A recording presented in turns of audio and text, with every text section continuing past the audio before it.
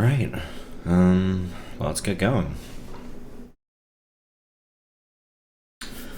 More than 129,000 deaths, more than 340 hours, and after more than 2-year-long grind, I have finally cleared this lengthy medley game. I want to kill the Kamilia 2.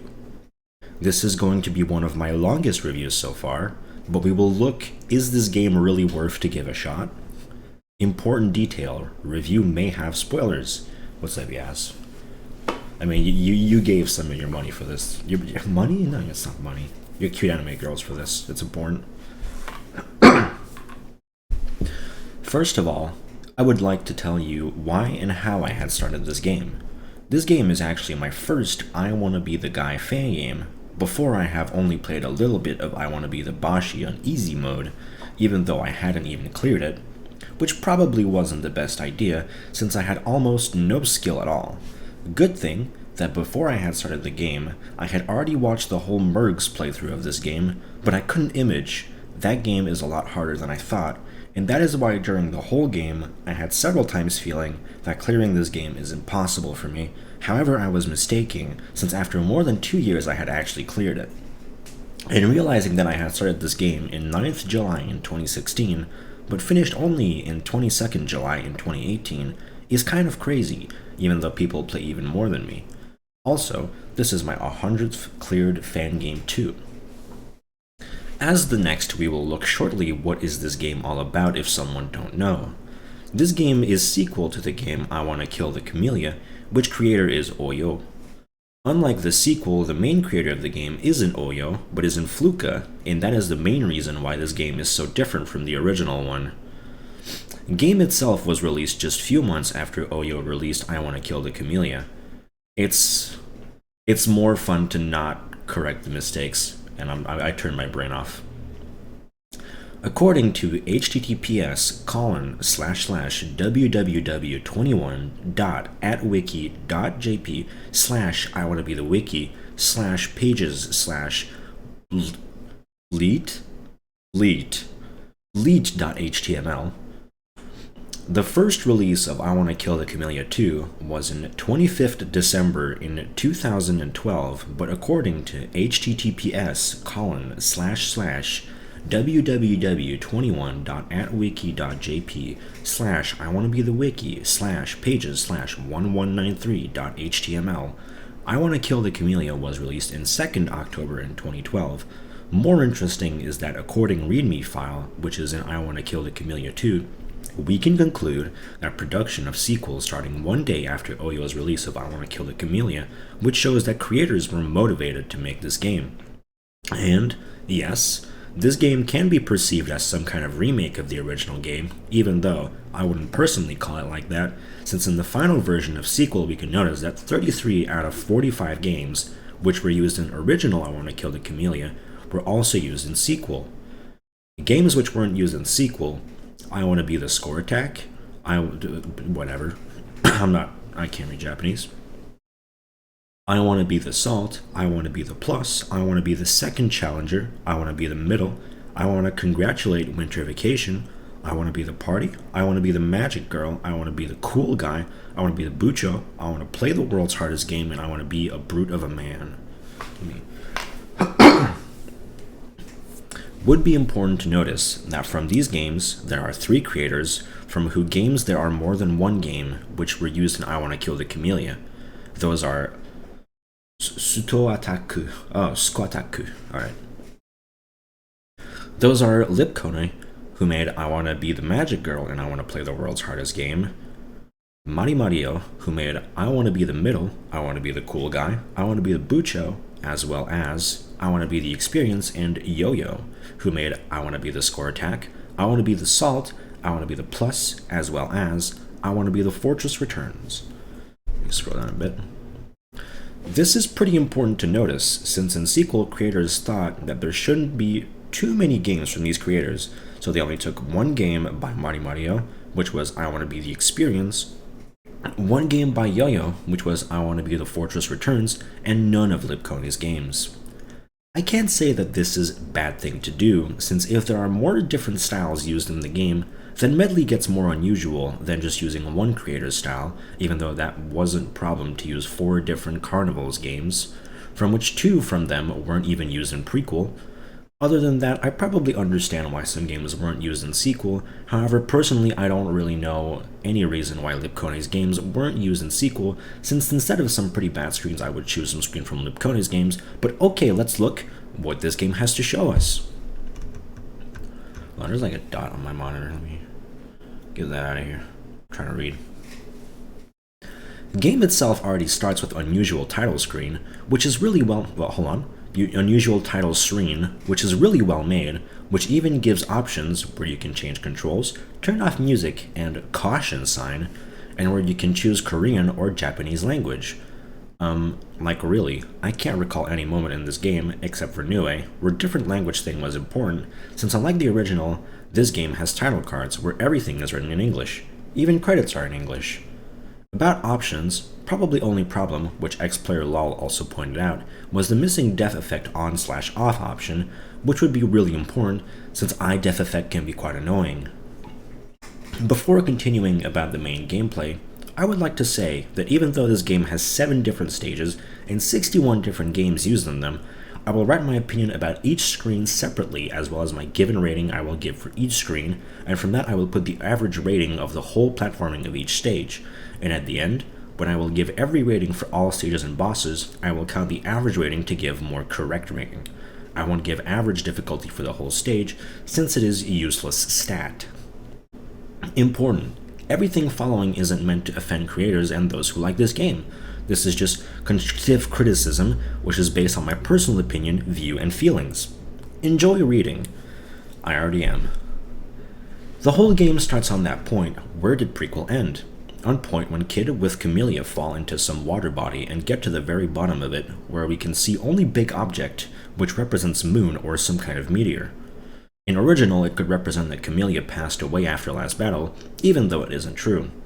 More about my theory about storyline I will tell later, but if we look how was screen changed from original, then we can see that room in meteor/moon isn't as big as an original to make room not too big. As I guess, this is original idea, and I haven't noticed in any other game this kind of idea. This screen also has its title screen, which already introduced to the game. Also, this screen doesn't have any soundtrack, but it doesn't need to have. After you got to the right side, you got teleported to the main game, only screen gets black in Kamilia's form. I won't give rating for this one, since I don't see reason to, since it is just some kind of intro stage. More than that, you can't even die there. Now let's go to the main content. Wait! What a betrayal. But he didn't give money. He didn't. Why do I keep saying money? It's cute anime girls. He didn't give cute anime girls, so it doesn't matter. I was actually wondering before the stream if I should have like background music. So if you guys have some kind of like background music you think would fit pretty well with this, which probably doesn't exist, but what? I can't believe it. All right, stage 1. The Crimson song? Oh, dude, fucking link it to me. I'll put it on loop. Like, actually. First stage begins with the same screen as in the game's prequel, I Want to Be the Choco Choco. This screen, as I guess, is same as in prequel and is more like meme as I guess. Those who aren't familiar with fan games, those may not clear the screen since they couldn't find out how does Vines work. As least as you can notice, that soundtrack is pretty good and don't restart unlike prequel. Soundtracks see from Sonic Colors, maybe that's why it is good, and maybe that is reason why from Sonise there are some soundtracks. Did I like Choco Choco meme at the beginning? Well, it isn't like great idea, but it is fine I guess, so I will give higher rating since it should be perceived not like original but like in medley context. Rating 5.5, difficulty about 5. Nah, I want the Crimson song going on, just like the most subtle, like brrr. Next game in the stage is game I Want to Be the GGM. Here we can see that screen choice is different from I Want to Kill the Kamilia. Here we have screen from red stage. This screen uses some water, repetitive jumps, and that is it. Should say that aesthetically, this screen fits very well, and I can't say that screen choice is bad, it is fine for the beginning. Rating 6, difficulty about 10. Alright, let me actually go get it.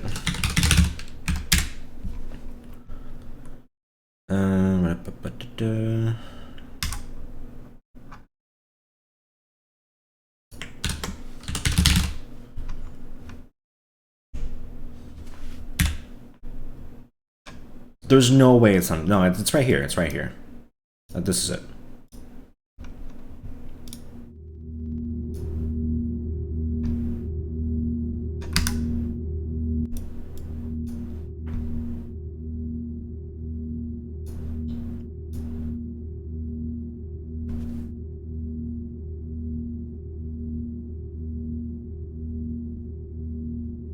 Ours would do that. It's in like one screen in Voliva or something. Alright. After that, we have first trap-based screen, which is a screen from I Wanna Enjoy the Game. This is one of the first gray screens in original. Traps are the same. Tileset could be actually changed to more darker, like it was done in I Wanna Kill the Kamilia 3 and I Wanna Giri Possible screen, where it was also grayish screen, but there it was darker, making it look better actually. I guess creators didn't want to change tileset from original, so they didn't change anything. This screen isn't like anything special, since it wasn't changed at all, at least I didn't notice differences, so I will give lower rating. Rating 5.8, difficulty 10. Next screen is screen from I Wanna Conquer the Blow game. This screen is from Black and White stage, which looks like some scribble stage. For beginners, the only problem could be F-jump. Personally, I am not a fan of this kind of tileset, since I think there are better ones, so I personally didn't like the choice. It isn't too bad, but still, it could be better. Rating 5.5, difficulty 15. One of the two Poro Niumu games, which were used in I Wanna Kill the Kamilia 2, is also game I Wanna Escape the Mysterious House. This screen I actually liked. It has a nice tileset, interesting traps, and is pretty fun. I would only complain about one invisible block, which is pretty unobvious to find, and without it you can clear a screen, but it is harder. There are no more problems about this screen though. Still one of the better screens in the stage. Rating 6.8, difficulty 15. Yeah, I mean that's the main difference. It's not a guide, it's a review. Night Sharks wasn't a review, it was a guide. This is a review. The next screen is also a pretty good choice. It is screen from I Wanna Get the Yellow Star. Screen where you have to escape the fruit which is chasing you. This is one of those screens, which are rememberable. It can be quite hard, but it shouldn't be too much of a problem. I guess the only trick here is to bonk at some points to save time or something like that. Anyway, nice choice. Rating 6.5, difficulty 20. I mean, hold on. I mean, yeah, but like, you know, that's what makes that's what makes this worth rating. Ooh. I Wanna Be the Dark Blue screen shows gimmick where you should move block with kid to the destination. Screen isn't too hard, but I like choice since it is unusual screen. Maybe beginners would find some jumps hard, but it isn't really a problem. Rating 6.5, difficulty 20. Actually, I Wanna Be the Experience is one of the worst Mario games, which doesn't have too many good screens, but still it is the only game by him which was used in this medley, and that isn't the bad choice. Screen has interesting gameplay structure, interesting traps, and tileset looks good. There's nothing more to say, since screen isn't too annoying or something. Rating 6.3, difficulty 25. Oh, this looks long. Next screen is the screen, which is actually harder than any screen in this stage. I Wanna Be the Fortress Returns isn't like the best game to choose screens from, however choosing Secret Screen wasn't totally the bad idea. The problem is that this screen suddenly uses jumps which are harder than any others before. Corner, sideways gate, a weird jump after sideways gate, and a little bit higher placed gate. An even more problem is that you have a troll in the next screen, so it have high chance to do screen twice. Personally, I don't know why this yo-yo game was chosen from all his games, since this wasn't his best one. At least would place this one in second stage, I don't know. Anyway, I think beginners can deal with this screen, and I think it isn't like the point where difficulty raises, and it can be hard to clear.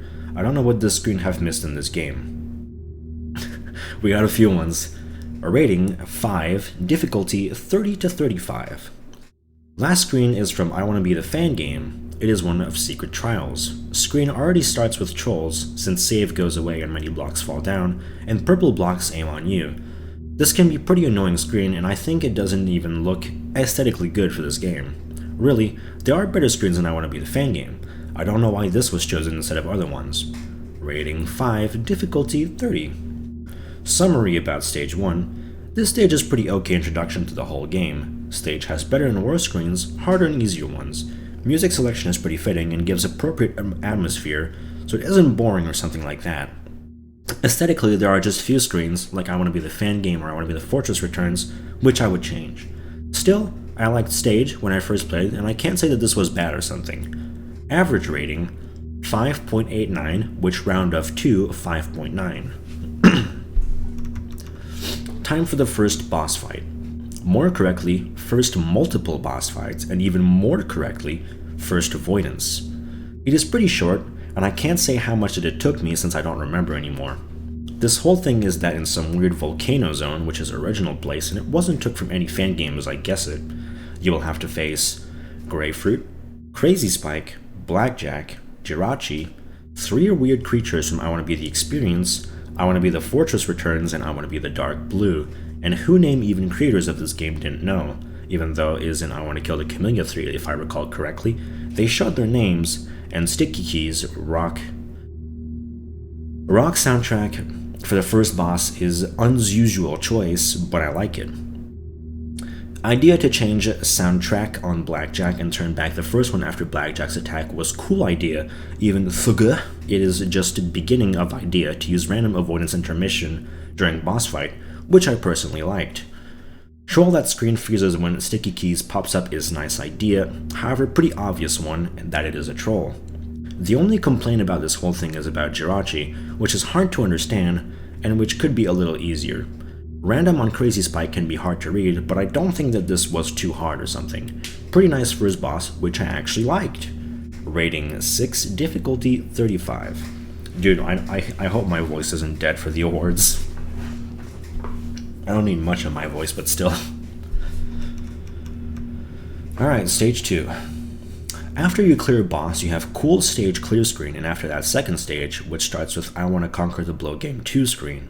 This is actually first game which wasn't used in prequel.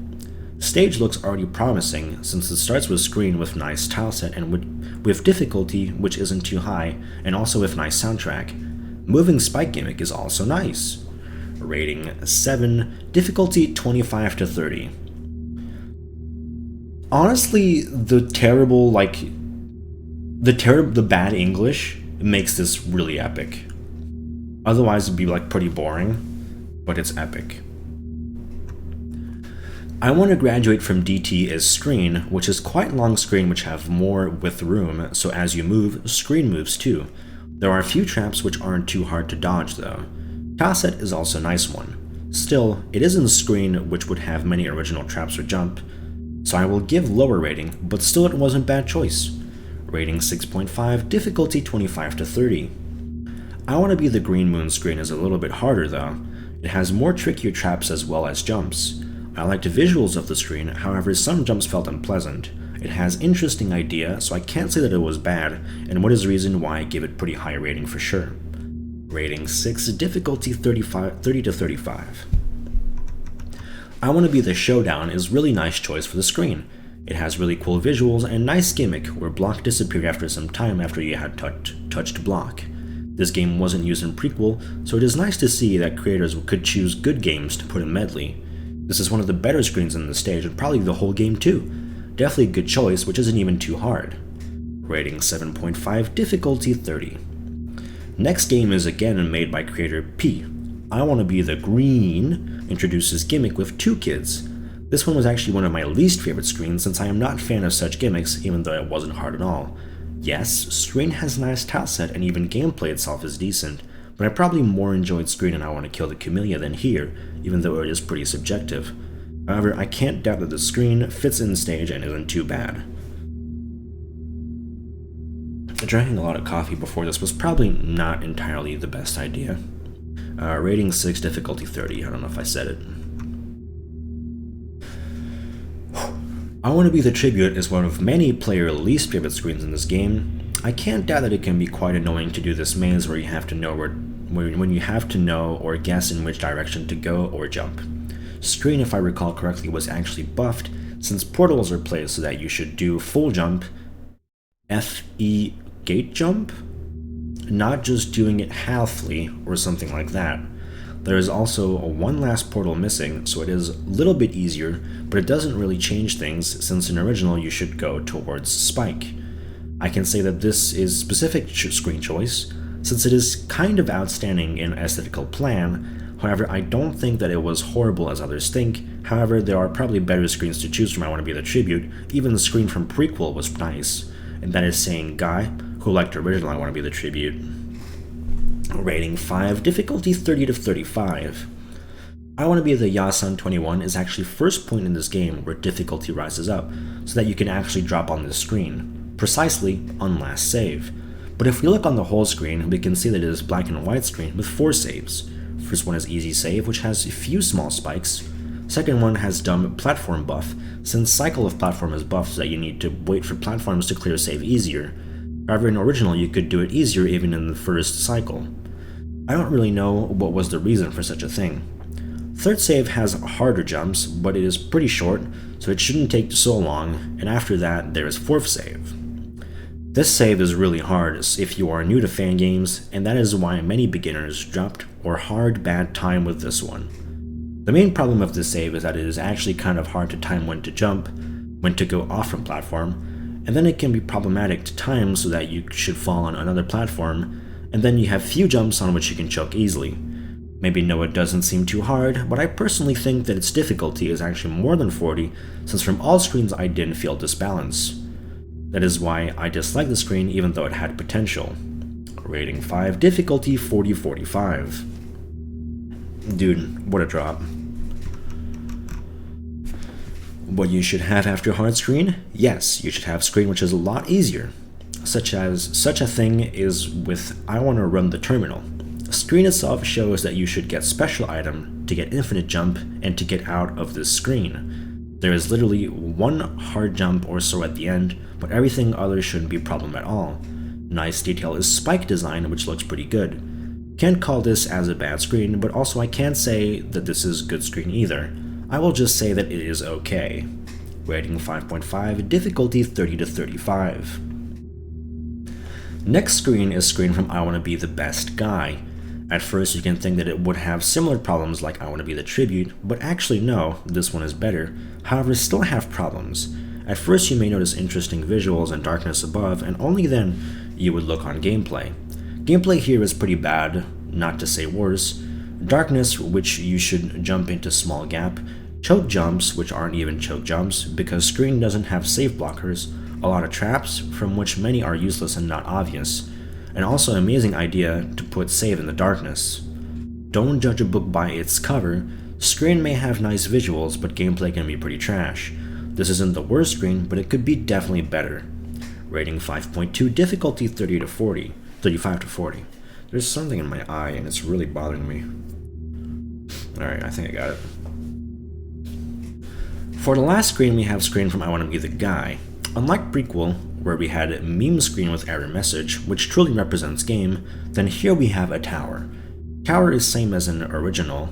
It isn't too hard and looks pretty fine. It even have evil save on top of it, even though I don't think that putting no music was a good idea. Still, I like to meme after tower, where we have meme Miku Avoidance from I Want to Conquer the Blow Game 2, and after that, Colossus from I Want to Be the Tribute where Explorer and you get to the boss fight. Since I don't see any reason to rate meme stuff separately, I will give plus 0.5 rating to I Want to Be the Guy Tower. However, Tower itself wasn't bad at all. Rating 6, difficulty 30 to 35. Stage is actually better than, well, summary about Stage 2. Stage is actually better than previous Stage. Stage has many screens with unusual gimmick, particularly P games, has several screens with nice tile sets, for example, I Want to Conquer the Blow Game 2 screen, and looks pretty good in aesthetical plan. Yes, Stage has worse screens like I Want to Be the Tribute, I Want to Be the Yasan 21, and few others, but still looks nice and can be enjoyable, even though I Want to Be the Yasan 21 4th is the first in the game where you should understand that difficulty rises up and you may drop on it. Other than that, I think everyone could be able to clear the stage. Average rating 5.97, which round up to 6. Ooh, that took a lot of my breath. Next boss is the first phase of Gaia from I Wanna Be the Guy. This boss mostly is very different from original, however most likely still better than original. Mostly here are new attacks, which are combined from different characters from different Medley games, Space Invaders, Gustav, Regirock, and Regice, and some others. Some of these attacks are more fair, like Space Invaders one, but some less fair, Spiral Template and Regirock and Regice. And there is even one real hard one, Flandre Scarlet one. I liked the idea to make as an actual attack of Spiral Template, since in I Wanna Graduate from DT it was just as background thing, even though it wasn't as fair as I would like it to be. The really annoying was to deal with unfair RNG of Regice and Regirock, and even more annoying was to deal with Flandre's attack, which is really hard to read and I had frustrated quite a lot of it. I would even say that because of Flandre, this boss is harder than in Fluka. Attack is even quite different from original game if what. The final phase is pretty boring even though it can be quite hard if you are nervous. Oh, and final glass attack is pretty unfair, however it is patterned so I don't mind, even though why would it be random in Remake? Choosing rock-like music was not a bad idea even though it is unusual for this type of bosses. By the way, on this boss fight if you play on Windows 8 and you don't have downloaded special thing for this, then on Gustav game will crash unless you are lucky enough, or if you have removed soundtrack from the game. Personally, I didn't really like this boss, so I won't give high rating even though it isn't the worst content of the game. However, I would like it to be more fair and to not have dumb Flandre's attack, which is a little bit too hard for second boss of this game, and that is why this boss took me first time around 10 hours. Also, I would recommend to find out what is iframes before you play this boss. Rating 5.2, difficulty 45. Yeah, it's the Crimson Needle ambience. Well, it's the Crimson song, because it felt appropriate. Hi Hughes, this is good. Thank you for giving me your cute anime girl so I can do this.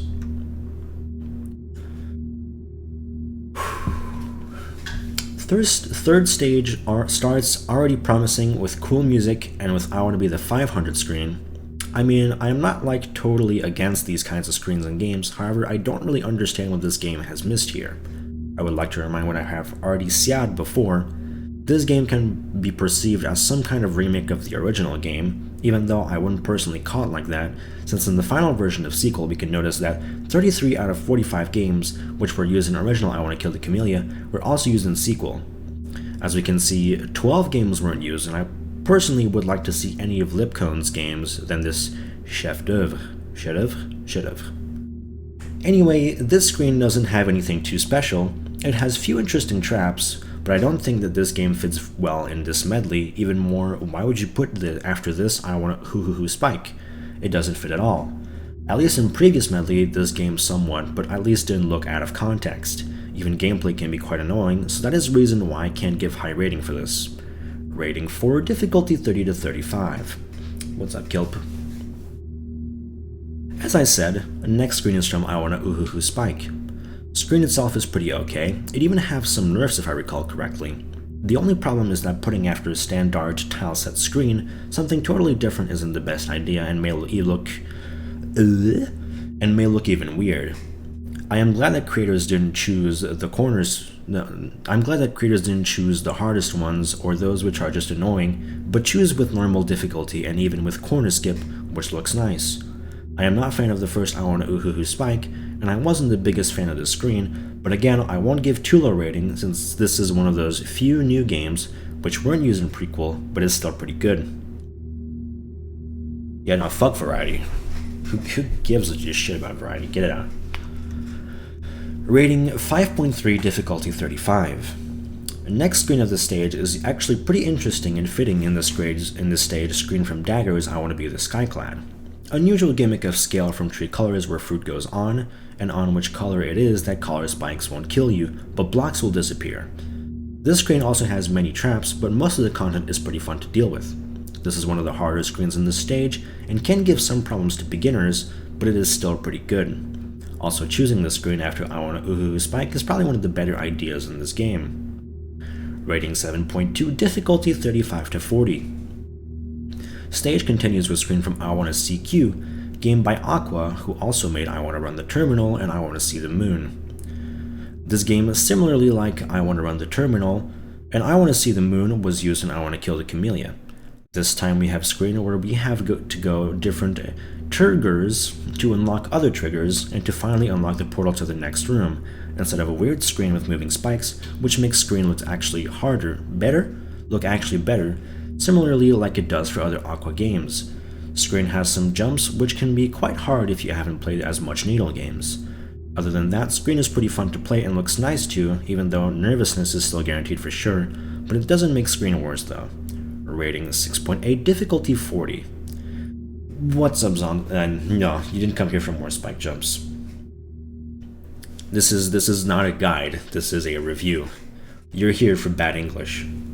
Thanks for the host. How you doing? Yes, we're here now. Next screen is used from the game I Wanna Be the Rukumin. If you have played original, then it may look really different from what it is in the latest update. However, in that time when I Wanna Kill the Kamilia 2 was made, there were only version 0.99, which looks more similar to used screen than screen in the latest build. Should admit that I personally don't think that this is the best choice for the screen. However, aesthetically, the screen totally fits in this stage, but I still think that screen which was used in I Wanna Kill the Kamilia is better than screen which was used in I Wanna Kill the Kamilia 2. Anyway, this screen still have unusual kind of traps and isn't really annoying, and what is the most important for the medleys in my opinion, screen totally fits in this stage's style, and that is why I would still give pretty high rating for the screen. Rating 7.5, difficulty 35. How far are you in Danganronpa now? Yeah, that Skyclad screen was rough as hell if you're like new to the fan games. Ooh. Chapter 2 is good. Next screen in its style is different than previous screens, but it still perfectly fits in this stage. I Wanna Be the Diver screen has VVVVVV styled tileset visuals and gameplay. Here we have gravity change gimmick and we have to avoid from spinning square aims and have to escape. As more you progress, as square shoots faster and at the end it will try to kill you by itself. There is safe spot though in the down right corner, however you can totally clear screen without safe spot, also sometimes it can still somehow kill you down there. Fun gimmick and really good choice to pick up in Medley. This stage slowly gets better and better. Rating 7.3, difficulty 35. Next game which is used here is Carnival's game called I Wanna Be the Heaven Trap 2. Unusual thing is that similarly like in the previous Medley game, this time creators thought that it would be interesting to put I Wanna Be the Heaven Trap 2, and only in the next stage I Wanna Be the Heaven Trap, like it was in I Wanna Kill the Kamilia. Screen choice is unusual. Standart recolored tileset which changes its colors after each restart. I don't know, is there in the game better screen, but this looks pretty good. Yes, screen has many traps, but for some reason those aren't as annoying as I thought they would be. Simple, but it's still a very good choice. Rating 7, difficulty 35. What we have for I Wanna See the Moon screen, if in I Wanna Kill the Kamilia there was Korean puzzle, then here we have gimmick screen. Screen where we have to clear a screen running from darkness and avoiding different traps. I really like the idea, concept, and visually this screen. This screen totally represents meaning of the title. You are running from the darkness, and you would be really glad if there would small shine of the light from the moon or another shining, light reflective object. Concept of the gameplay is unusual. There are many traps and hidden paths at the beginning, so it makes screen like really some kind of puzzle. Traps aren't annoying in my opinion, they just makes screen more like some kind of puzzle. Visually it isn't like anything special, however dark grayish tones of the Standart tileset fits well after screen where it was colorful Standart tileset. A really good choice and a lot better than in I Wanna Kill the Kamilia or I Wanna Get Cultured. Rating 8.3, difficulty 35. That was impossible to read. Holy shit, that hurt my head.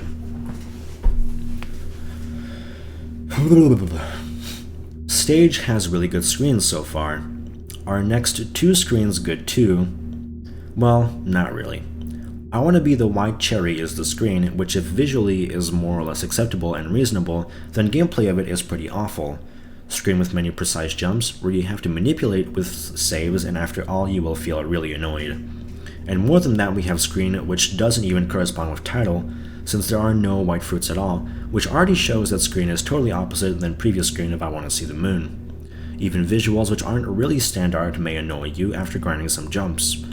This isn't like the next point of sudden difficulty rise, since most of the jumps are doable but may require some time, but not as much as you may think, since in the most situation after 1 or 2 hard jumps you have save, which makes screen a little bit more acceptable. Still, I don't really know why the creators choose this screen, like it wasn't even in I Want to Kill the Kamilia. However, if I recall correctly, then in that game was better screens actually. Personally, this is just bad way to ruin the stage after many good screens. Rating 4.9, difficulty 40 to 45.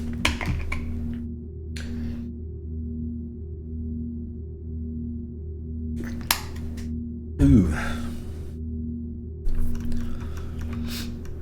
Oh god, it's even longer. Stage ends with screen from I Want to Take the Time Machine, which creator is an Influka, creator of this medley.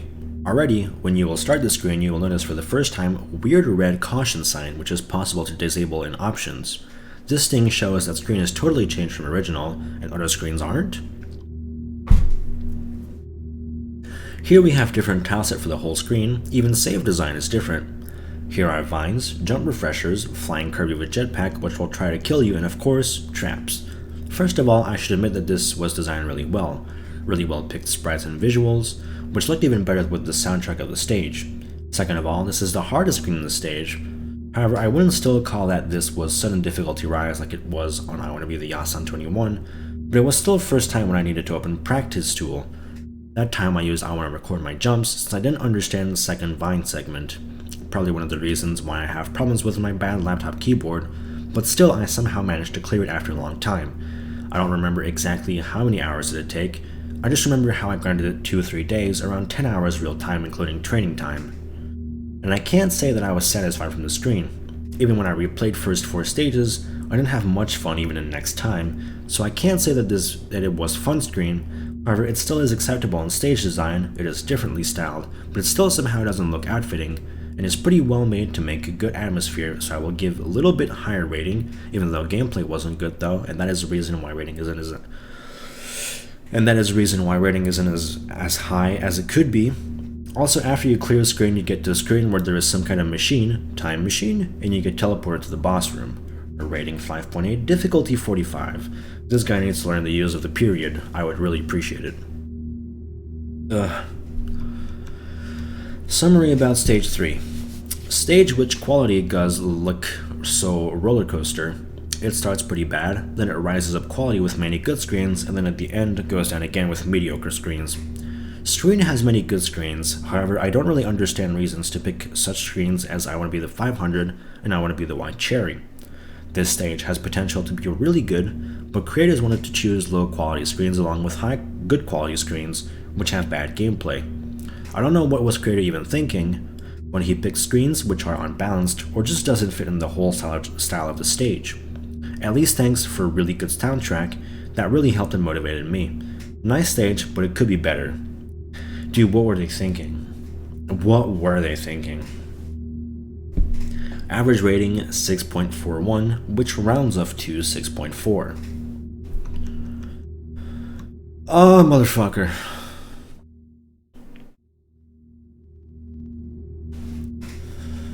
So let me I want to get this just right so I can see the whole thing. Okay, there we go. At least for the boss fight, we have really good example. Third boss is last boss from I Want to Take the Time Machine, Influka. A really well designed boss with many different phases and attacks, which some are from original I Want to Take the Time Machine and combines them with the original Medley Intermissions, but idea is pretty much the same as an original I Want to Take the Time Machine. There are a total of 8 different phases, and after each Influka boss phase, there is intermission. How many phases it would require to beat is based on how well do you understand iframes for this boss, since you can clear boss with 5 phases. However, I didn't know anything about iframes, so I needed 7 phases to clear. However, strats may be different. What can I say about the whole boss fight? So I should start, you can actually play this boss more than just one cycle of whole 8 phases, however you won't need it most likely. First and 7 phases are the same. Influka shoots different kind of bullets, you have to avoid different things in clear phase. First phase I played on top platforms since it was the only way how I could deal enough damage since I spammed. However, RNG can be a little bit unfair, but nothing too bad. Second phase is Viridian's and Izayoi Sakuya's phase. Phase is fully pattern based and don't have RNG at all. Save spots shouldn't take too long to find though. Third phase is again Fluka's stage with some kind of aiming bullets with small troll at the end. Nothing too hard to deal with, even though some bullets look like are RNG or something like that. The best phase in my opinion is fourth phase, which is Avoidance Intermission. For the Avoidance we have a small part from last Avoidance of I Want to Be the Skyclad. I haven't played original Avoidance, however if I recall correctly then there are quite many changes. Sprite is changed to a more fitting one, sprites of stars are better. About gameplay there aren't many changes, the concept is the same. Aiming, after which is randomly spawn stars with a horizontal trajectory. The only difference is the ending, where stars go away, which wasn't in original. I really enjoyed this intermission, since it has a really good soundtrack and is really fun to play. Probably my favorite intermission in the whole game, to be honest. Fifth phase is in Fuka's phase, where in Fluka will try to suck into portal which pull a kid into it and you have to go away. Can be pretty hard, but is pattern based and don't have trolls at the end, so it shouldn't be much of a problem. Sixth is God phase. This one combines patterns where you have to remember position with some random bursts. There's also Ariel's attack from I Wanna See the Moon, where you have to move forward. Can be problematic, but isn't too annoying or something. Seventh phase is same as first phase, the only difference is that you will start down, not up or in the middle, so strats may be a little bit different. Basically, even if you don't know what is iframes, you will still be able to clear this boss with 7 phases. But a little bit about 8th phase, that is Pochi Phase. This is very tough if you haven't played original, however if you have played original I Want to Be the Rukiman, then it should be easier. Basically there are 3 attacks, aiming, where you have to go right, random burst, and again aiming or you'll most likely will go to the left side. That is it, or what is about this boss. I cleared it pretty fast, like 5 hours or so, and for me it was easier than Guy's boss actually, since here none of the attacks are as hard as Flaudre's attack, except maybe for Pochi Phase, however most likely you won't need to clear it. So it is easier, maybe not a lot, but still easier. Anyway, this is my second favorite boss in this game, since it has awesome soundtracks, is fun to play, designed very well, and has unusual and interesting gameplay. Well done. Rating it 9, difficulty 40 to 45. Whew. Okay. Ugh. Fourth stage was the first stage and actually last stage where I felt that I played generic stage after stage and don't have anything special. This doesn't mean that stage is automatically bad or something, I just wanted to say that difficulty isn't too much higher than in previous stages, so it may feel repetitive. Even though music was really good, I still felt that feeling, maybe even soundtrack made it worse, I don't know. I don't know real reasons why I felt like that, but I should say that probably a reason why I didn't have this feeling anymore was that everything after stage 4 platforming gets a lot harder than before, so it isn't really repetitive. Still, I won't just of this thing make it rating lower or something, I am just saying how the whole stage felt for me. Also, fun fact that I noticed that some guys also had some sort of this feeling too while playing this game. I think of those were Russian YouTuber 2Windex2, which makes me to the thought that something is actually wrong with this stage. I think a reason is that stage may look like stage 3 or maybe stage 2, so it may feel like replaying the same thing all over again even though screens are different. However, in this stage screens were actually worse than in previous stage, so it may affect playing experience. Just wrote this intro to stage 4 since I felt that this stage needs some kind of introduction before going to the actual screens. Anyway, if you feel on dropping on this stage like I did, then don't stop, just continue, you most likely won't experience this feeling for a long time. Now let's go to the actual stage. Oh god, okay.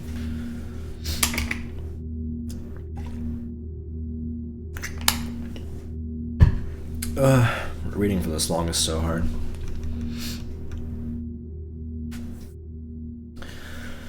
Stage 4 starts with screen of the game.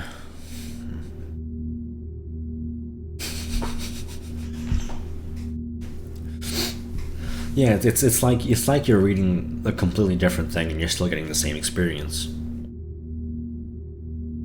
Stage 4 starts with screen of the game, which wasn't used in I Want to Kill the Kamilia, screen from I Want to Be the Galaxy. This choice to start stage isn't bad, I would even say that it was fun. First save is pretty free and isn't special, but second used interesting moving block gimmick where you can touch block limited amount of times. The thing which I liked was that there are several strats how can you do this.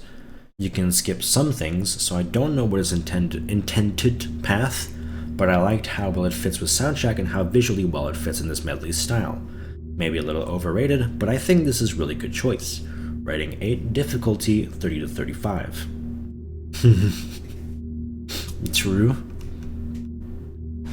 How to ruin stage at the very beginning. Picking up after good screen, bad screen. In this situation, placing after I Want to Be the Galaxy meme screen from I Want to Be the GB.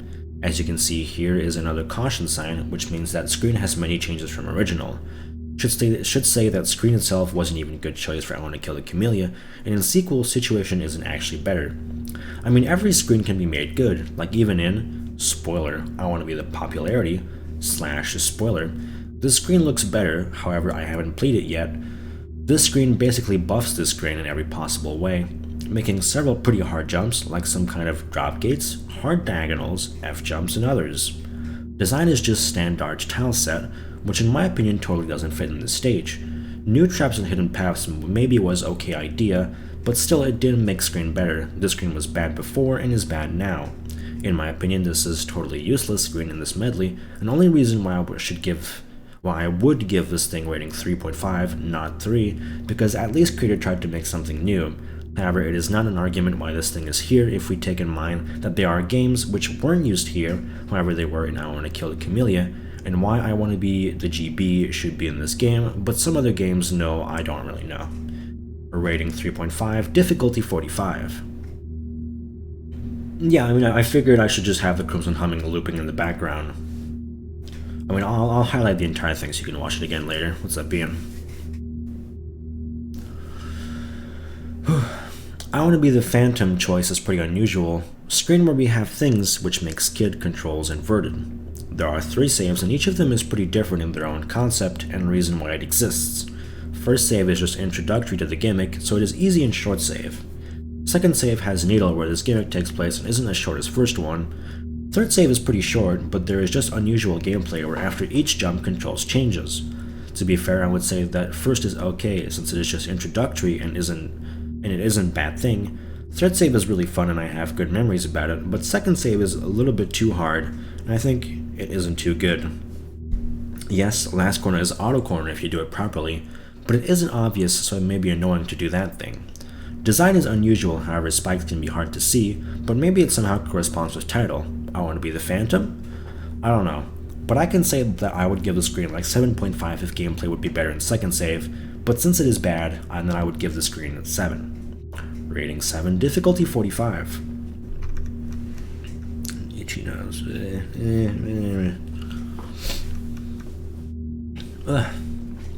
As you can tell from title card, then I Want to Be the Device is game by the same creator as I Want to Be the Diverse, but you can tell by the same style, and it is true. What about quality? This screen consists only from Needle combined with different traps. Personally, I think that there were too many pretty generic traps, and there were just few more original traps. Ellie's design was okay and then looked terrible or disgusting. Reason why the screen used is obvious because of Boss 4, but to her than that, I don't know why creators didn't change the screen. It is neither fun and neither special. Nothing more chat about the screen. Rating 4.3, difficulty 40 to 45.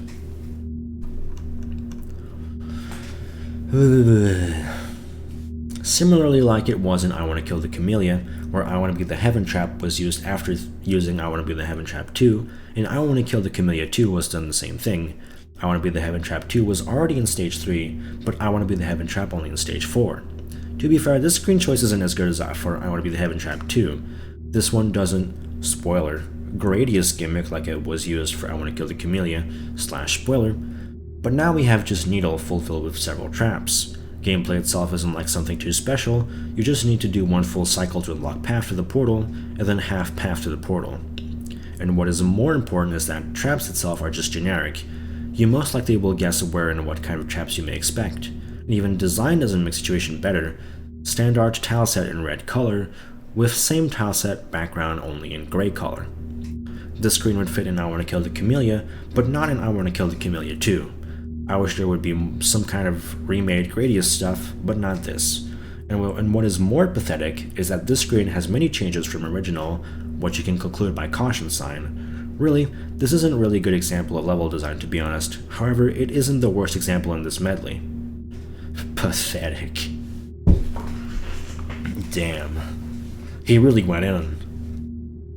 Rating 5.2, difficulty 45.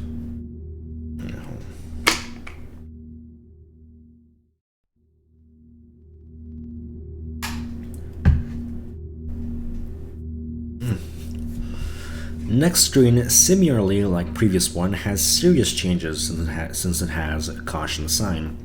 It is screened from I Want to Be the Shiny Spark, and is probably one of the most hated screens from many people, along with I Want to Be the Tribute in this game. This was meant as some kind of puzzle screen where you see many different flowers, lotus, and have to choose where to go. However, you just have to go left once, and then next time behind block to the right. If I recall correctly, then you have to do it twice. There isn't even save, and I don't know if there are any autosave or something. I don't even know are there any bosses used in Boss 4 here. If no, then I totally don't understand why this thing exists here. I mean, even in I Want to Kill the Kamilia, this game wasn't used. Probably one of the dumbest choices and one of the worst screens in the game. It gets rating points only because it doesn't have any trolls and doesn't have generic tileset. Rating 2.8, no difficulty. Next game which was used is Pumarin's game I Want to Be the Conscience. Screen involves a needle with moving and rotating spikes. Learning cycles of the spikes and save spots and strats is very fun before the screen. However, screen has unpleasant last jump where you have to not bonk on ceiling. There is one trap which is pretty obvious and isn't too annoying. Design of the screen is very cool. Purple design really fits well with purplish background, spikes, and even music. That is why this is one of the better screens in this stage. However, it isn't like excellent, but I still enjoyed it. However, I would put easier last jump and maybe would change some jumps, I don't know. Other than that, pretty nice screen. However, I probably still enjoyed more I Want to Be the Galaxy screen more than this. Rating 7.7, difficulty 45. Whew, okay. The next to use screen is a pretty specific one. This is I Want to Be the Explorer screen. I would like to start that for me this was the second hardest screen in the stage, mainly because of some weird jumps in the first save. Other than that, this is Needle but Traps, whereas also involved RNG fruits on the last save. This may look very similar to I Want to Be the Heaven Trap screen, however here gameplay is actually more original, and screen has better visuals. Personally, I like the concept of the gameplay, and I found that gameplay was quite unusual and didn't have generic traps. Also, each save felt different from each other, since first save has more puzzles, second has weird water thing involved, and third has RNG fruit segment at the end. And personally, I had fun with this thing, even timing the last RNG fruit part was fun for me.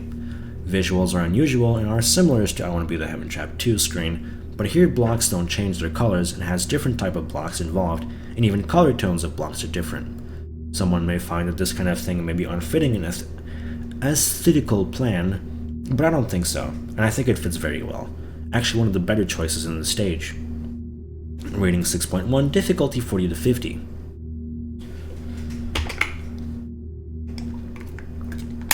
I'm starting to understand the benefit of having two people doing this thing. I should have fucking rang ours again.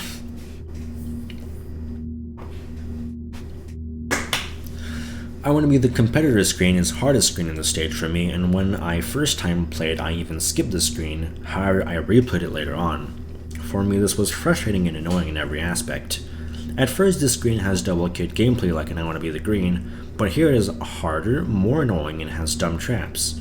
For me when I first time played, this was too annoying, especially to do corner, and what is more annoying is that skipping this thing is pretty easy and you may bug this thing even accidentally. Visuals aren't anything special too. What is more annoying is that even when I replayed this thing, I still found few jumps annoying. In my opinion, this screen better would not exist at all and would choose some other screen. Maybe I underrate this thing, but I really don't see any point why would this be fun and not annoying, especially when when you can skip this thing accidentally, and if you are playing without skips, it may annoy you even more.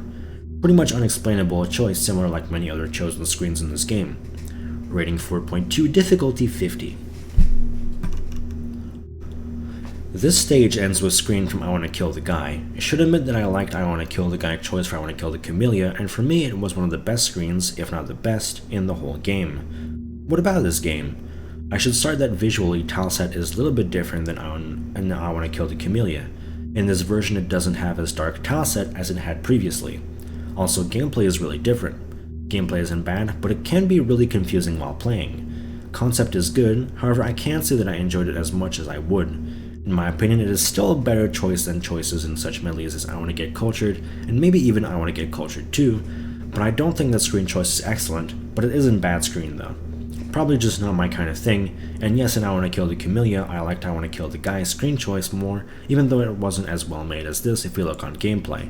But again, it is just my opinion. And yes, after you clear screen, you go left to the big thing, which raise kid up, and you can go to the portal, which is in the doors of the ghost house, and then you get teleported to the next boss.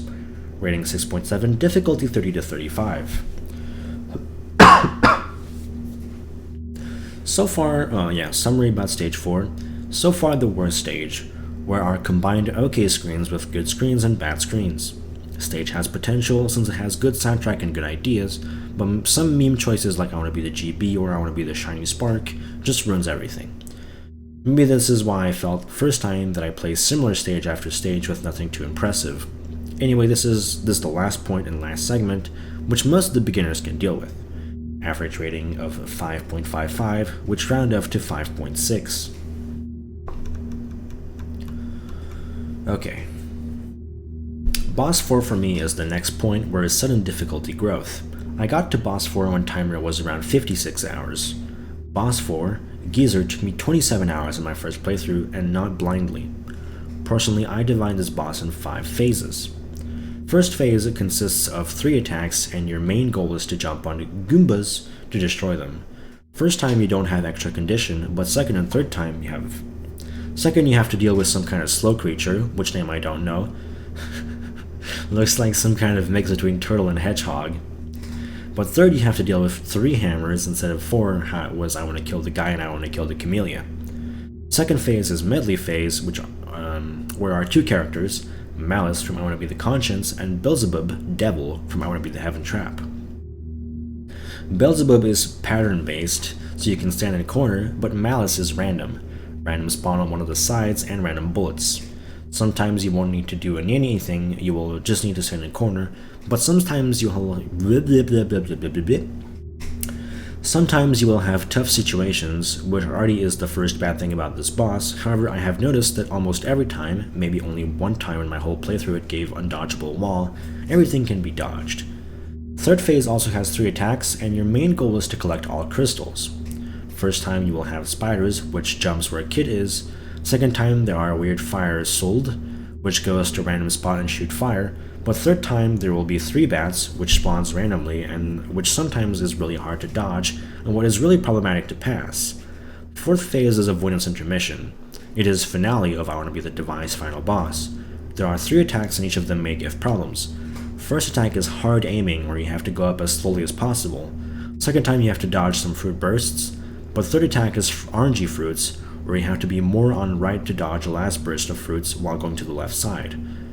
Last phase is phase where you just have to survive for some amount of time. Here you will have weird randomly flying creators going up lava and I want to be the explorer kid's head and trash RNG on it. The last phase is the hardest part of the whole avoidance and can be problematic since RNG isn't here easy and lava isn't as predictable, so you need to memorize time when lava rises up.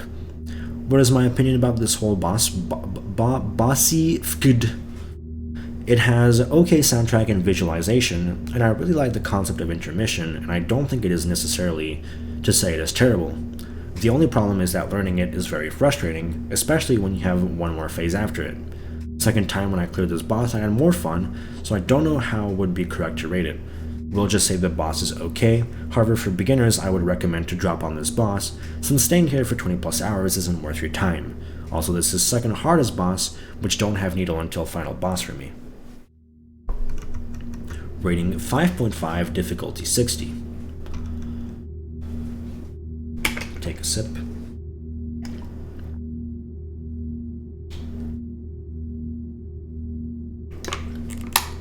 Big sip. Oh. Alright, we're about 1 hour into this now, and we're already at stage 5. Wait, how are we at stage 5 only like halfway through? Oh god. Stage 5 is where difficulty also rises and where you will see one of the hardest medley platforming screens. Even the first screen of this stage, I want to be the color, shows it. Also, before starting with this thing, I would like to mention that this stage also has the worst soundtrack in the whole game, since it is really annoying and doesn't really fit here at all. Minus 0.5 from the stage's average rating. Anyway, I want to be the color screen is special, since it's designed so you can see Kit's face from the blocks. What else? Well, the screen is the same as an original. This game wasn't used in I Want to Kill the Kamilia, and you will face with many annoying and precise jumps. Also, for the last corner M jump, make sure to choose right align, otherwise you will have bad time. Would be a good screen if the gameplay wasn't that bad. For me, just another generic needle screen. Rating 5, difficulty 55. I really enjoy would be good screen if it wasn't bad. I Want to Be the Scapegoat in comparison is a lot better screen. This screen has conveyor gimmick and is used properly and really good. Screen even has appropriate style, which even somehow fits with soundtrack. I had a lot of fun with this screen, and I can say that for me this is one of my favorite screens in the whole game. I don't know how much screen has changed, but if it is an original like this too, then I can say that Dagger really tried to make a fun screen. This screen is This gameplay is unusual as well as fun, and I didn't feel frustration at all. And I can say that I didn't think that I would actually like this screen, but I was wrong. Great choice. Rating 8.8, difficulty 50. I Want to Be the Symmetry is probably one of the worst save balance screens in the whole game. Gimmick here is speed change, but look. For the first save you have to do 2 gates with normal speed, for the second save you have to do with higher speed some tricky jumps through gates, and some other jumps. For the third save you have to do 3 diagonals, but for the fourth save, you have to do with a little bit higher speed some not too hard jumps. Like really, 2 easy save, 1 medium and 1 pretty problematic. And I don't know why balance here is so bad, but that looks really weird. At least design of the screen is good and somehow fits in this stage. I had a little bit of fun. Rating 5.4, difficulty 50. Oh. Next screen is one of the hardest screens in the whole stage, and probably game too. I Want to Be the Rainbow Miku is also one of the worst picks in the stage too. Long room, which consists of 2 saves with repetitive needle, green tile set, which makes bad feelings for eyes, saves, or even creators missed to put save blockers since there was just 1 save in the original. And what is even more important is that this game wasn't even used in I Want to Kill the Kamilia. This screen is pure frustration of many weird and precise jumps. I didn't have fun at all, and even though ex-player LOL complained that with 2 saves the screen loses its original meaning, I think 2 saves is more adequate choice than just 1 if we take in mind difficulty, which already with these 2 saves are really high. Oh, and also choke jumps, gates, at the end of both saves. Just wow. Rating 3.2, difficulty 60. I Want to Be the Unknown is the screen, which has changed from original as it shows caution sign. Here the main thing are many slopes. There are 2 saves and both of them have some harder jumps. The main thing, which I noticed, was the last jump on the screen, where you should do 2-frame jump, or with a little bit harder strategy, go without 2 frames. If your keyboard, for example, can do 2 frames or do it rarely, like mine. Design is okay, even though it may look outfitting after design of the previous screen. It isn't bad screen, but I didn't have fun to be honest. Rating 5.2, difficulty 50 to 55. I mean, I got to,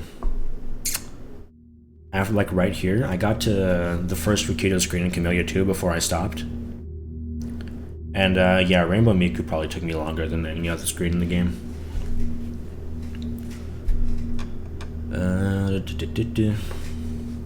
Yeah. The next is one of those screens.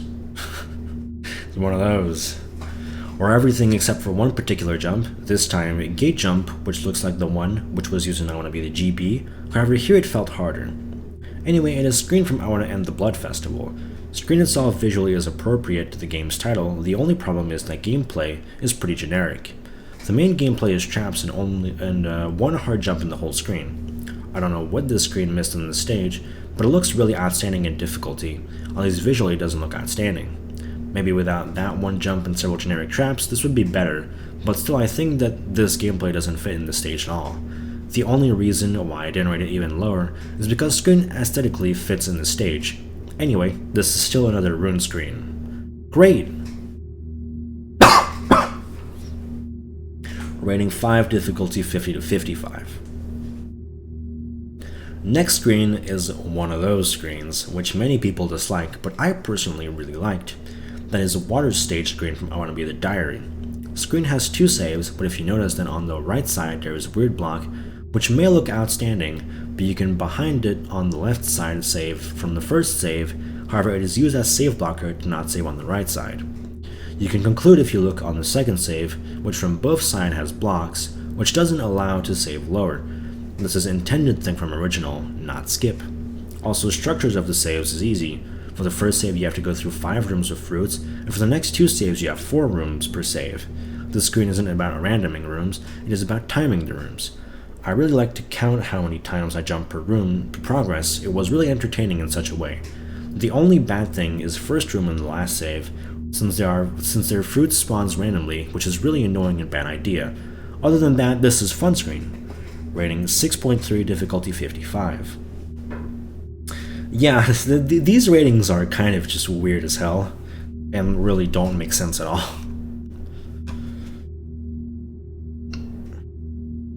The next screen is not so infamous Rakido Needle from I Wanna Be the PYF.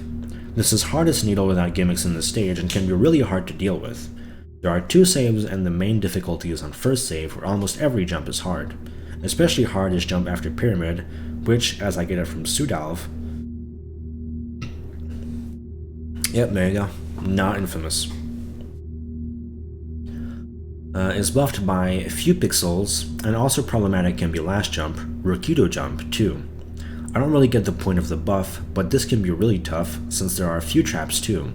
The only problematic jump is in second save is the asked jump before choosing path. Also, you have to choose down path to not die. I already knew all traps when I first played, so I didn't have problems with it, but I don't really see point of fuse traps here. Screen has few fun segments, but some things really felt hard and even frustrating. This isn't necessarily bad screen, however it isn't great either, but it is still way better than an I Wanna Kill the Kamilia chosen screen. Wouldn't be dumb traps and few jumps easier, and this screen would be way better, but for now it is just simply okay screen. Also, this is first game in the stage, which was also used in I Wanna Kill the Kamilia. Rating 5.8, difficulty 60 to 65. If previous screen with J-Tool practice took me around 10 hours, the next screen until last jump I played without training, since I didn't think about training the second part of the screen, and it took me around 22 hours. This is I Wanna Be the Locust, another game by Pomarine. For me, this was hardest screen in this stage because it has pretty hard gimmicks and precise traps. Basically, yeah, this guy is fucking insane. Basically, you have 2 gimmicks, Fat Kid and Fast Kid gimmicks. Screen is symmetrical, so you need to do a second gimmick in the same way, only now from up to down. Even traps are symmetrical. Also, between these 2 segments, there is 1 precise traps where you have to weird drop. With both gimmicks, I had problems, since for the first one, you have to carefully do all diagonals and corners with bigger headbox, then you have Unpleasant Dorp. Huh? Wait, hold on, Unpleasant Dorp. Okay. And then a new gimmick, which is pretty hard to control. I even managed to die on the last jump, after which I find out that you can actually train on J-Tool in this thing. I thought that if you change speed, then gravity won't change, but I was wrong. After which I cleared this thing and had so much bad time. This is also my longest in the game grind for the platforming, however this isn't the hardest platforming in the whole game. Design and the whole idea isn't horrible, I even have some fun with this, however some dumb traps I think were useless, and I don't really get what they have missed here. That is the main problem why rating this thing is really hard for me. We'll just keep with 6 in difficulty around 65. Rating 6, difficulty 65. That guy took 340 hours. It says at the very start he took 340 hours to beat this game.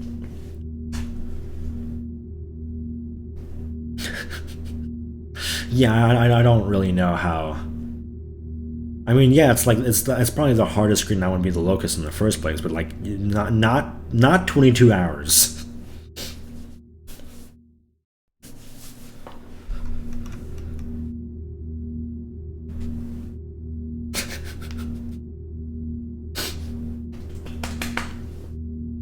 Man's insane. How can we end the stage after 2 really hard screens? Authors thought that adding a lot easier screen would be a good idea. I Want to Be the Bashi screen choice, the same as in I Want to Kill the Kamilia, only here it is a little bit harder. I lied how it said each time, it's Bashi time. I don't actually know the name of that symbol, if someone wants to put it for me. However, sadly there were no special save designs like in original I Want to Be the Bashi. There are a few harder jumps, but overall it isn't too hard screen. Also, I felt that screen doesn't really fit good in this stage. Anyway, I liked next special screen where you have to go down though, but screen itself is fine. Rating 5.4, difficulty 50. Summary about Stage 5. Stage 5 is a stage where things gets really serious and can be really problematic for inexperienced players. Platforming of this stage took me 42 hours, from which most of the time I spend on such screens as I Want to Be the PYF and I Want to Be the Locust. Ooh. The stage would be better if at least soundtrack would be different, since it really annoys on many screen and doesn't fit at all. But in current state, this stage is pretty mediocre and that is all. Also for me, platforming in this stage felt harder than in Stage 6. Average rating, 5.61, which rounds up to 5.6, however minus 0.5 for the unfitting soundtrack, so the final average rating is 5.1. Yeah, no, the screens don't fit. You don't need to question. You can question him. I wouldn't question him if I was me, and I am me, so I'm not gonna question him.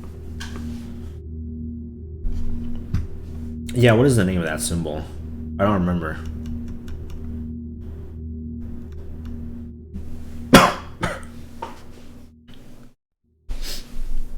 Or does it just? Oh, B. Epic. Wait. Oh, there's 2 different parts. Okay. Boss 5 is Solgren from I Want to Be the Bashi and has 2 phases. Each of the phases I will rate separately, since they are pretty different and may feel like 2 different bosses. I thought about it, but I was also pretty sure that it wasn't a Sigma. First phase here is similar to the second phase of Solgren and I Want to Kill the Kamilia, but here is a lot better. Here it is also an avoidance with small shooting part at the end. Here you can meet every boss from I Want to Be the Bashi, spoiler except for Ganon and Bomberman, spoiler. Each of them have unique attack, also there are a small medley part, where is a special save spot. Boss is mainly pattern based, however Sonic and Shang may give undodgeable RNG. Other than that, this boss has good soundtrack, along with good sound effects and visual effects. I cleared this boss in 7 hours, and I can say that for me this is the best boss in the whole game. Good job in Fluka, I really like this one. Rating 9.2, difficulty 50. Second part of the Solgren is the same as phase 3 of Solgren and I Want to Kill the Kamilia, and second phase is Solgren and I Want to Be the Bashi. For me, this is hardest boss in the whole game, where it isn't use needle. Boss took me 56 hours of in-game time. This phase isn't as good as first one, but we will look closely to understand what is the difficulty of this boss. This boss has 3 main phases, however I divide this boss in 5 phases. First phase consists of small medley intermission of Gorilla, Seyfarth, and Fruidia Newall, and then there is Orb phase similar like in I Want to Be the Bashi, maybe even a little bit easier. It can give hard RNG from time to time, so most likely you won't get each attempt to the next phase. Second to fourth phases are all in Avoidance Intermission. Avoidance Intermission is from one of the parts of Extra Final Boss of I Want to Be the Locust.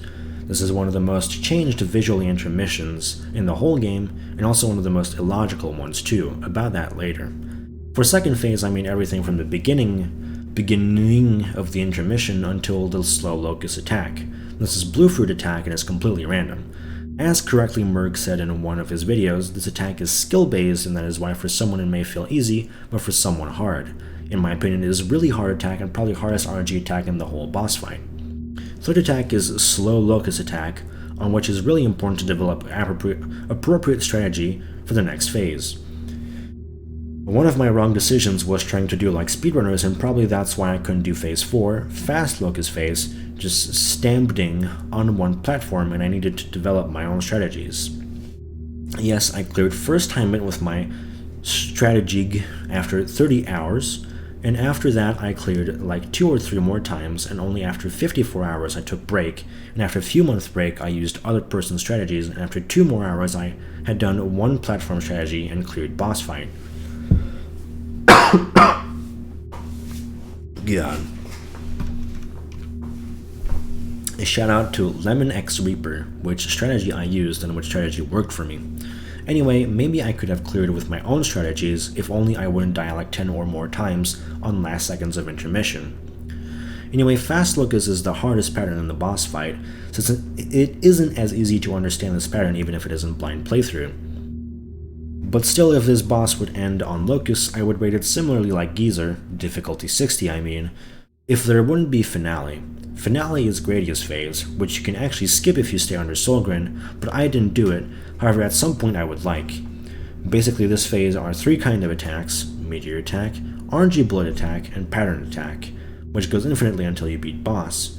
I wouldn't call this as very hard phase, however it isn't as easy if you haven't played similar Gradius. I should admit that after I have beaten I Want to Kill the Kamilia, I somehow first tried Gradius after that, probably because I have got used to this thing. At least on Gradius is out of fire, so it is easier, but still, because of this finale, I would rate this higher than 60. About the whole second phase of Soulgrin, I should say that it was unusual, however I didn't like it as much as first phase. The main thing which I disliked was hard RNG on second phase and fast locust attack phase 4. Also, I would like to see a more original Gradius too. Anyway, boss is still better than Geyser, but it isn't as excellent as I would like it to be. Also, fun fact is that the whole stage 5 with boss fight took me 105 hours to clear. What is wrong with you? Rating 5.9, difficulty 65. I don't know if I'll do the skip when I actually get to K2. I'll probably think about it though. Alright. Oh man, we got an intro.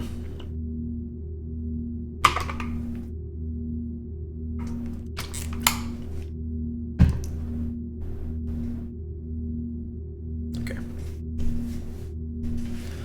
Before starting with Stage 6, I would like to say what is special about Stage 6. First of all, in each screen of the stage is used different soundtrack, and each screen is separate experience. That is why most of the screens fits in stage and aesthetical plan. In difficulty, this stage is easier, at least for me, since platforming at this stage took me only around 16 hours. Also, this stage is special since it have boss rush after platforming and before boss. That is why the whole stage is the longest stage in the game, but it still took me less than the whole stage 5. Since stage 5 took me 105 hours, but this 96 hours. How are you alive? But also this have the hardest content of the game for me too, but about that later too. Stage starts with a screen from another Rukito game, which also was in I Want to Kill the Kamilia, and that is I Want to Be the GR. Screen choice is the same as in I Want to Kill the Kamilia, only here is less saves and maybe some buffs too. I don't remember correctly about that. Screen uses a really good soundtrack, a similar version of it was used in Stage 4 of I Want to Kill the Kamilia, which makes really good atmosphere. Screen style is simple, the gameplay is pretty fun, even though some saves are harder than others, but still it didn't feel badly balanced, it felt fine. Should admit that I was surprised that Simple Needle could also have atmosphere and be fun. Definitely one of the better choices in the game and in the game. Whoa, hold on. Definitely one of the better choices in the stage and in the game, and I think high rating is totally correct for such a screen. Rating 8, difficulty 55.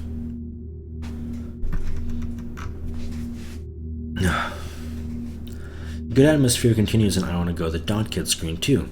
This screen have 2 saves and both of them are pretty hard. Here we have Dot Kid Gimmick, which is also used in Spoiler, I Want to Kill the Kamilia 3, also the same screen as was used too, only it is buffed / spoiler. The only thing which sadly isn't here is circle / square around dot, so here it is harder to see your character. So here is harder to see the character.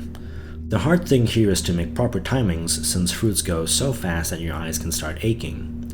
I am very glad about soundtrack which was used. It really fits and gives appropriate atmosphere for the whole screen. Maybe making several identical jumps isn't best idea, but anyway this is fun screen, not as fun as previous, but I had good time with it. Rating 7.5, difficulty 55. How is there still so much left to read? In my opinion, the hardest screen in the stage is screen from I Wanna Be the Crimson, and as you can see, this screen has changed from original. Haven't seen you in a while, caution sign. Here we have unusually structured screen. You have to go through one path 2 times to get to the goal. First time there are just pure needle, but second time there are some traps too. Should admit that there is pretty hard skip on triggering spike before second cycle and clearing the screen with 1 cycle only, but I didn't do it. Traps are pretty unobvious, and I'm glad that I didn't play the screen blindly. Also, the one thing which I noticed, that it wasn't even original, is diamond before last jump. I don't know what was the point of that, but at least I didn't get stuck on last jump. Also, a weird fact is that I trained on J-Tool only last hard jump from one block to another, similarly like I did in I Wanna Be the Locust screen, and here it took like 3 hours. The whole completion was around 3.5 hours. But Locust took more than 20 without practicing.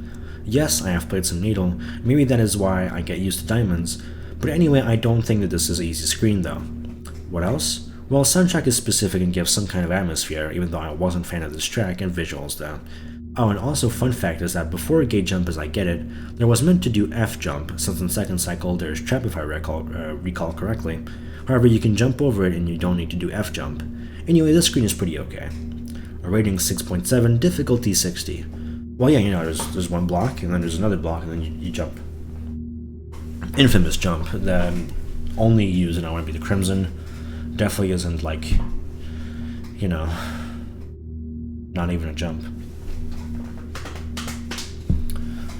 Next game which is used is also Carnival's game, and it also has caution sign. It is I Wanna Be the Destination. This was heavily buffed, added plane in the beginning, added water double diamonds, corners, and etc. Each save is more or less okay, except that in the end of every save, there is troublesome jump. I have no big complaints about most of these saves except for the first save. Like really, 2 planes, 1 gate, and 1 double diamond? Good and fun level design? I don't think so. And it gets even more annoying because you will get distracted by title card and caution sign, and that is the reason why on the first save I disabled those. Personally, I think that first save is too hard in comparison of other saves. Soundtrack is kind of specific in such a stage, but I won't make big complaints about this. To be honest, pretty questionable content. Also, it is last screen with caution sign is used. That's one of the highlights so far, honestly. Rating 5.9, difficulty 55. This guy's insane. Next screen is I Wanna Make It Breaking Out, and for me this is simply the best platforming screen in the whole game.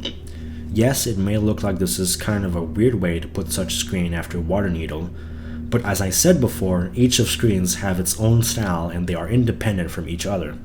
Screen's main gimmick is to collect different keys to unlock different doors. I really liked visually the screen, I liked soundtrack, and even gameplay was fun. The only real complaint is that Needle is quite repetitive, mostly just different kind of diagonals, but still I was positively shocked from this scene, since I didn't expect to have so much fun to solve this. There is nothing more to say except only for bad thing that there is possible way to soft locked. However, that is pretty obvious, and if you don't risk too much, then you shouldn't have too many problems. Rating 9.1, difficulty 55. You can really tell he had fun by the number of typos in this entire fucking paragraph. I mean, I like that screen too, but like that's only because I kind of know how to do it. It's not really good, but like it's okay, at the very least.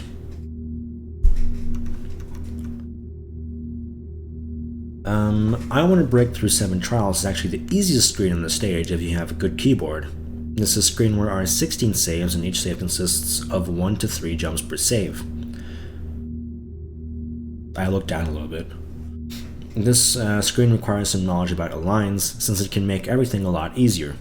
First and second save, double diamond and sphincter, can be problematic, but everything else is pretty easy except for one thing. There's 14th save, where you obligatory have to do 2 2-frame jumps, and then have to drop down.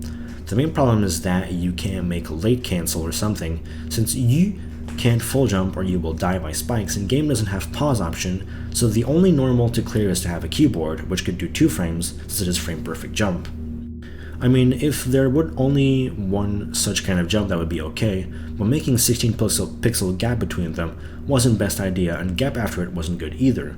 The dumbest thing is that they could change screen, but they didn't, and knowing that in the whole game it is the only obligatory 2-frame jump isn't good idea. Yes, if you translate README, then you will find out that game is hard and not for beginners, but still knowing that first stages are so beginner friendly is just evil step here just to show that this game is just for skilled players. What is the point for such a thing in pretty easy screen? I don't know. Soundtrack kind of fits with style, but it didn't help to motivate me. I would put for the whole screen rating 5.2, but for such an amazing decision, I will low rating for 0.5, and I don't care how subjective it is, I just don't see a reason for this. Also, I cleared 14th save only on better keyboard, and with it I cleared everything until Boss Rush 2. Rating 4.7, difficulty 40, if you have good keyboard and if you know good lines.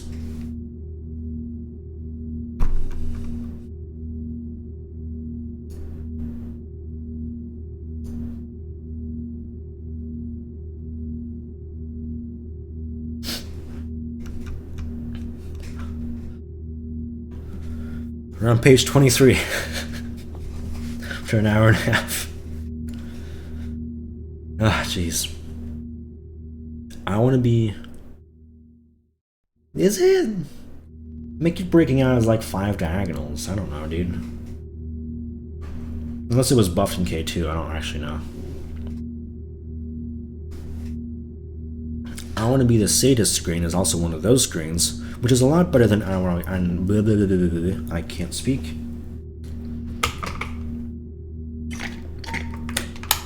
I don't know, there's that one save in 7 Trials, which I think looks way harder, at least. Like, I don't entirely disagree, but I think... I think I disagree. I don't entirely disagree, but I disagree. Anyway, I Want to Be the Sadist screen is also one of those screens, which is a lot better than I Want to Kill the Kamilia, since here wasn't used starting screen. Here was chosen water stage followed by unusual soundtrack, which fits well with the style of the screen. Unusual usage of plants, which shoots fast, is a pretty interesting idea, however as far as I know you can actually self-lock on first save. Screen has unusual timings, traps and some harder jumps, for example planar corner, but still it isn't too hard. That is pretty much it, there is nothing more to say, except that this was a pretty good screen, which was quite fun, not excellent, but still pretty nice. Rating 6.1, difficulty 50 to 55, and here I'm going to get up and refill my water bottle because it's actually getting close to empty.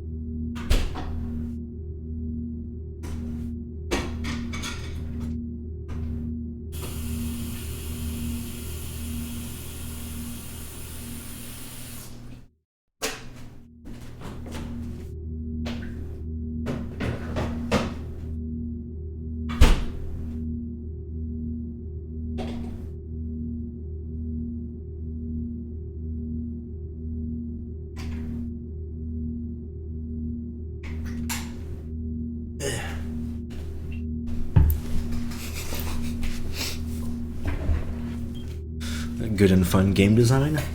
I don't think so. Alright. Alright, back at it again.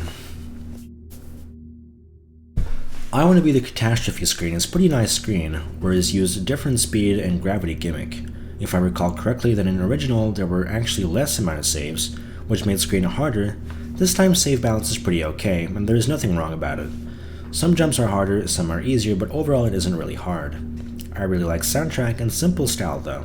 Even last jump, getting to the half plane at high speed, wasn't too annoying. Actually, I don't have any complaints about screen. It is pretty fine, it is not my favorite and could probably be better. That is why I wouldn't give it a higher rating, but I still think that it is pretty decent. Also, it isn't catastrophical, as the title of the game says lol. That hurt. Rating 7, difficulty 50 to 55.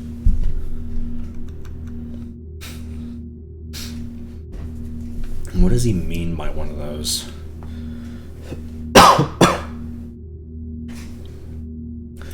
Next screen is one of those screens, which does excellent work on choosing excellent visuals, and which even has good ideas, but which still have terrible gameplay. Screen from I Want to Be the Popularity is excellent PvP designed screen with awesome and fitting soundtrack, also an original There Were Other track, which doesn't fit so well in my opinion. Probably this screen has best visuals in the whole game, and even concept of the gimmick is really good. But the generic needle, which doesn't use this gimmick in every possible way, just shows the idea. I am pretty sure Tat in original there are better screens to choose, and I don't know why this was chosen. It would be 10 out of 10 screen if only gameplay would be better, and sad thing is that even atmosphere ruins after such horrible gameplay. Why gameplay is terrible? Because there are no original jumps at all, just different kinds of gates and diagonals and diamond at the end. 4 for my final impression of the screen. Rating 4, difficulty 50. Ah, jeez. Long boy.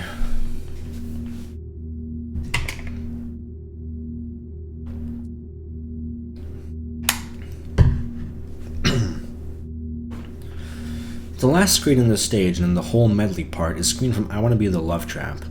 For those who don't know much about fan games, I would like to explain the creator of I Want to Be the Love Trap isn't the same creator as creator of I Want to Be the Rainbow Miku, even though title card's similar.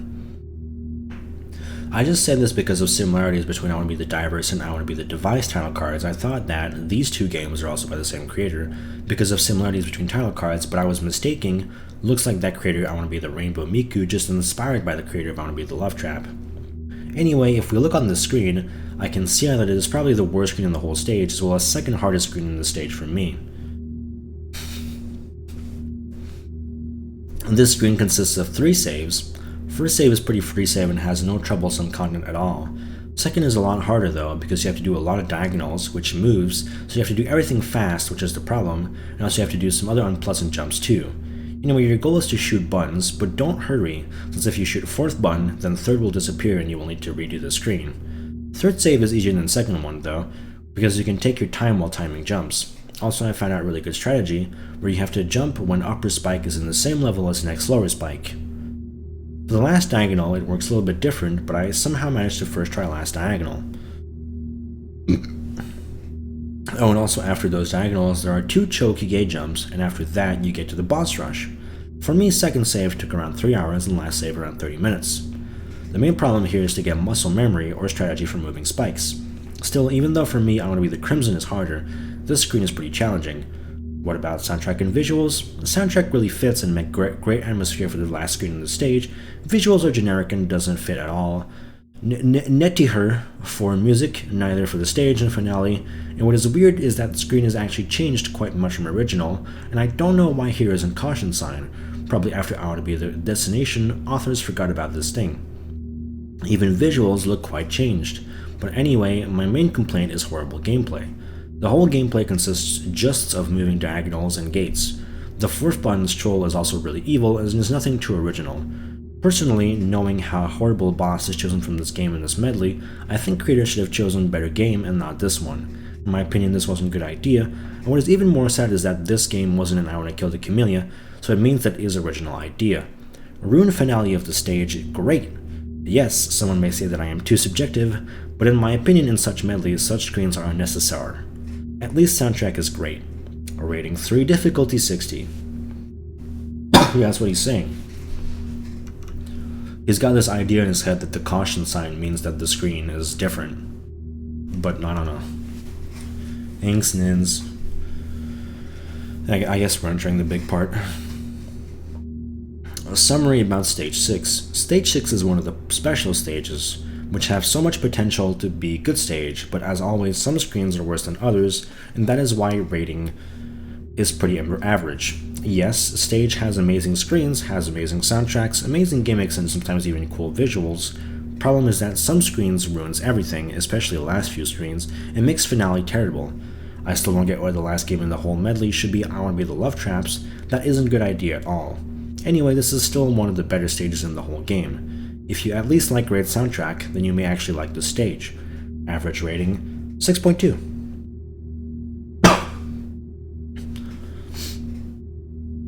No way. There's a difference in screen goodness.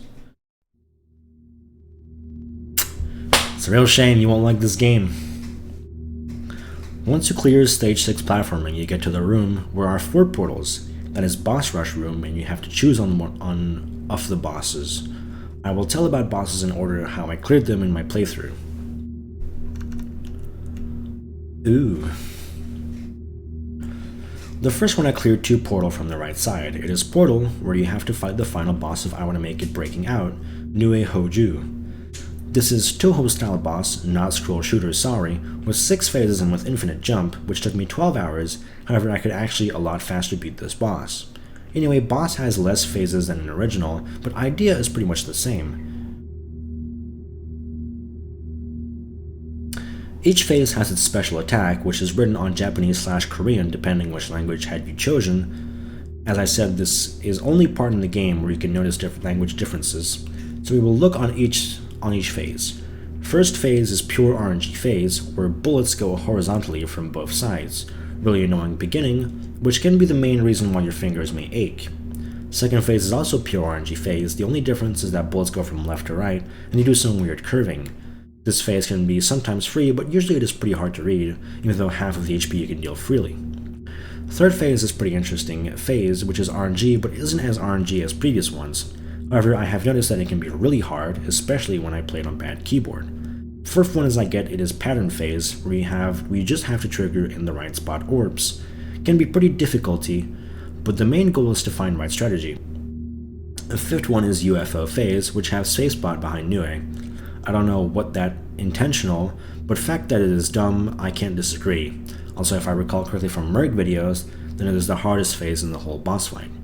The last phase is endurance phase. This is where I lost most of the time since I didn't want to look on YouTube for strats, but after some time I decided to learn by rote.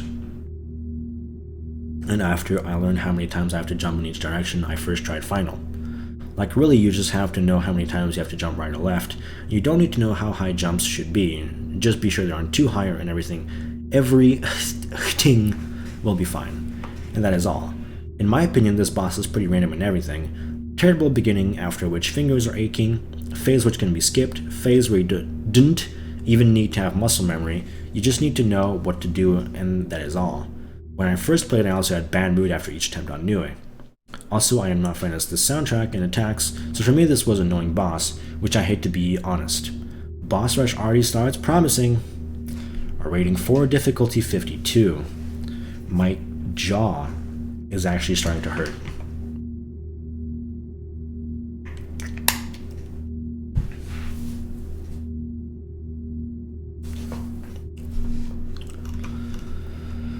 Whew. Let me take a small break because holy crap. Ooh. Okay. The next one I chose to try, Gravity Man from I Wanna Be the Popularity. Boss has 3 actual phases and took me 16 hours. It is longest time from all bosses, but I still in my opinion it is second hardest boss in Boss Rush. Also, this is for me the worst boss in Boss Rush. Starting already, boss with annoying soundtrack doesn't look good already. Anyway, what about actual gameplay? Well, you have to time everything. When to jump, in which direction, and when to go and when to shoot actual boss. First phase is easy phase. Dodging weird kind of green bullets, I don't know how they're called, and some other trash. Nothing too hard. Second phase is actually a really tough one. You have to time everything to be on the right spot since you have to dodge fast rockets, which are pattern based, and also you need to dodge some water too. This is hard phase, since you have to time it in that way so that next phase would be every time same, since third phase has 2 attacks. Green orbs, which are pattern, but to be every time the same, you have to end second phase in a way that Gravity Man would be every time in one spot. But that isn't all, since second attack are just RNG bombs. Many call them peanuts, but as I was told in game files, they're called sausages, lol. And bombs can give really bad RNG. I even died once on 0 HP. The whole thing for me was just boring and frustrating, so that I can hardly call anything good about this boss, since the only thing which I think was original was the idea of showing that Kid has 1 HP, but Gravity Man a lot more. Also, thanks for removing Gravity Man's Super Phase, where all attacks are combined. Also, design of the blocks is the same as in Boss Rush Room. Someone may call this as an original boss, but for me it is just unbalanced and boring boss, which can only give frustration. Rating 3, difficulty 57. Well, there's only one way to find out.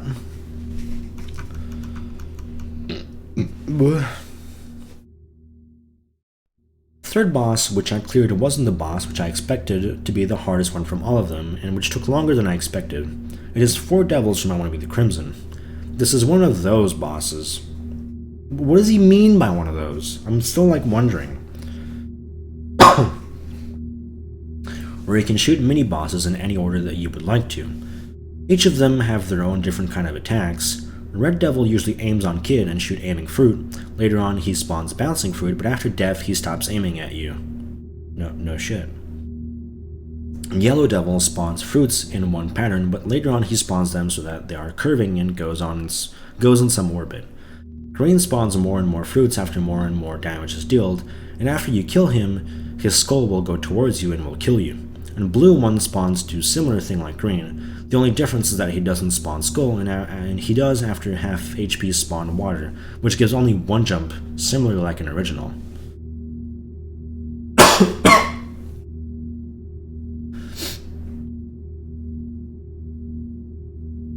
There's no way to know what the fuck is going on in this guy's head. Where was I?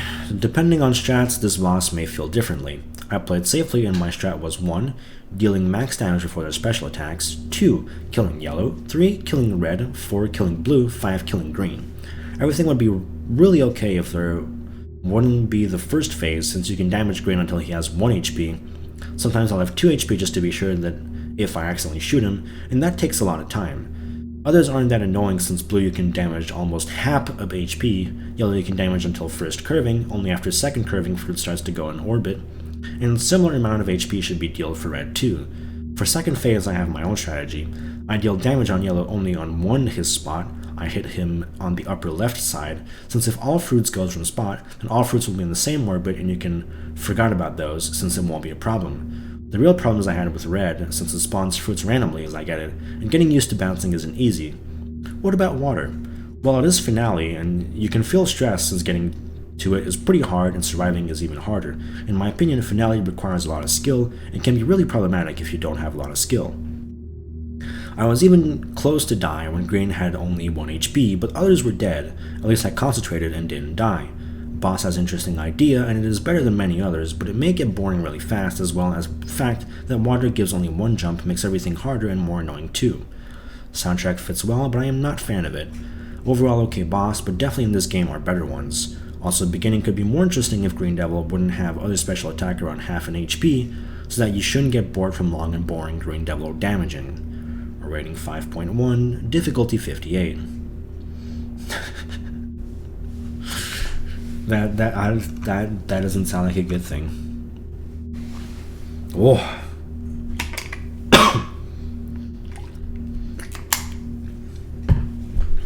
Last boss rush boss, which I cleared took me less time than other, however it isn't the easiest one. It is final boss from I Want to Be the Destination. It is my favorite boss in the boss rush and my 3rd favorite boss in the whole game, which took me only 8.5 hours, and which I played on good keyboard too. In this boss, you have to shoot on moving spikes to deal damage to the boss. Boss have 4 attacks, and each of them represents some object, which you should destroy and you won't get that phase attack anymore. In original, each phase has 3 attacks. Not true, not true, not true. But now each has only 1. For me, the hardest one was yellow phase, where fruits bounces, and you should stand somewhere in the left side. and can give bad situations when there are transition to other phase. Red phase is phase where you have to run from weird aiming and from RNG fruits. Blue phase is phase where are aiming and random falling down big fruits, and purple phase is phase when you have to escape from pattern which aims at you. Good thing is that each phase you can randomly, so Good thing is that each phase you can randomly, so you can test each of them, and other good thing is that each of them have some pattern in them, even yellow phase, so you can get used to each phase. If you clear all of phases, then there is white phase, which is basically pure RNG from small fruits. It can give bad RNG, but usually can be cleared if you have some skill, so you can actually first try final. I even managed to do that. Even though some attacks may look unfair, but still boss is balanced really well and is really fun to play. Also, boss has awesome soundtrack too. A really well made boss and one of the rare bosses which are worth to play in this game. Rating 8.5, difficulty 55. Ryan Nightchart thought that too. That was wrong. They both helped each other in making their garbage. A pretty specific boss rush, which many people find fun and many people, like me, find it pretty terrible. Many bosses has good ideas and maybe even have good concept, but only I Want to Be the Destination final boss is fun and well balanced. New A is too RNG and has useless attacks. Gravity Man is just an annoying boss, but Four Devils has too boring beginning and final on, which you will definitely feel yourself stressed. Soundtracks and visuals are okay, but gameplay for most of them could be better, and that is why I dislike this boss rush quite a lot. Sixth boss has two phases, so I will rate each of them separately. For the first phase we have nerfed version Big Kid from I Want to Be the Love Trap. In my opinion, this is worst boss in the whole game. Standart Tileset, Standart Spree, which doesn't even have animation, Standart Red Fruits, and Gaia Rock. At least it is 2x speed, so it isn't as generic as it would be. Boss is simple. Shoot Big Kid's head, jump from one water bullet to another, and not jumping into real bullets. Water bullets only gives only one jump, so it makes situation more difficult. Also, you can't stand a lot or you will most likely get a wall. This whole fight is about RNG, where and how will fruits spawn, and is about your patience. To be honest, this is just some kind of ripoff of Four Devil boss. Yes, it was supposed to be meme, but for me it was annoying and just poorly made boss, which I don't know why it was added in this game. And even more frustrating was the fact that it took me 9 hours. Those 9 hours were really frustrating, and I am not exaggerating. Easily worst boss in the whole game. A rating 2.4, difficulty 55. Calling Big Kid a ripoff of Crimson is potentially the most, like, what are you fucking on, my dude, statement I've ever had to read.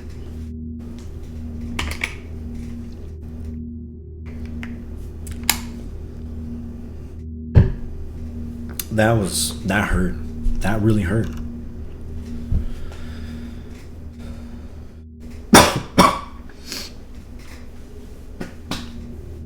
Alright.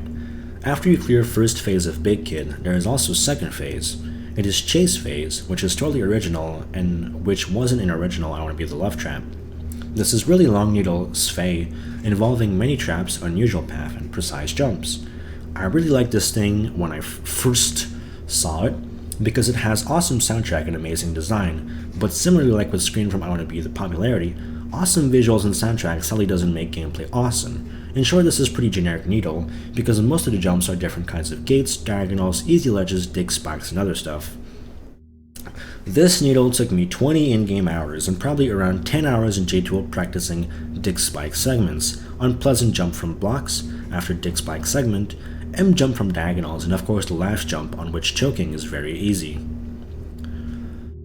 I don't see any reason to tell about everything what is in this boss. The only thing which I would like to comment is weird jump from block up and down after dig spike segment, which for some reason was really hard and I didn't understand why I couldn't do it so many times.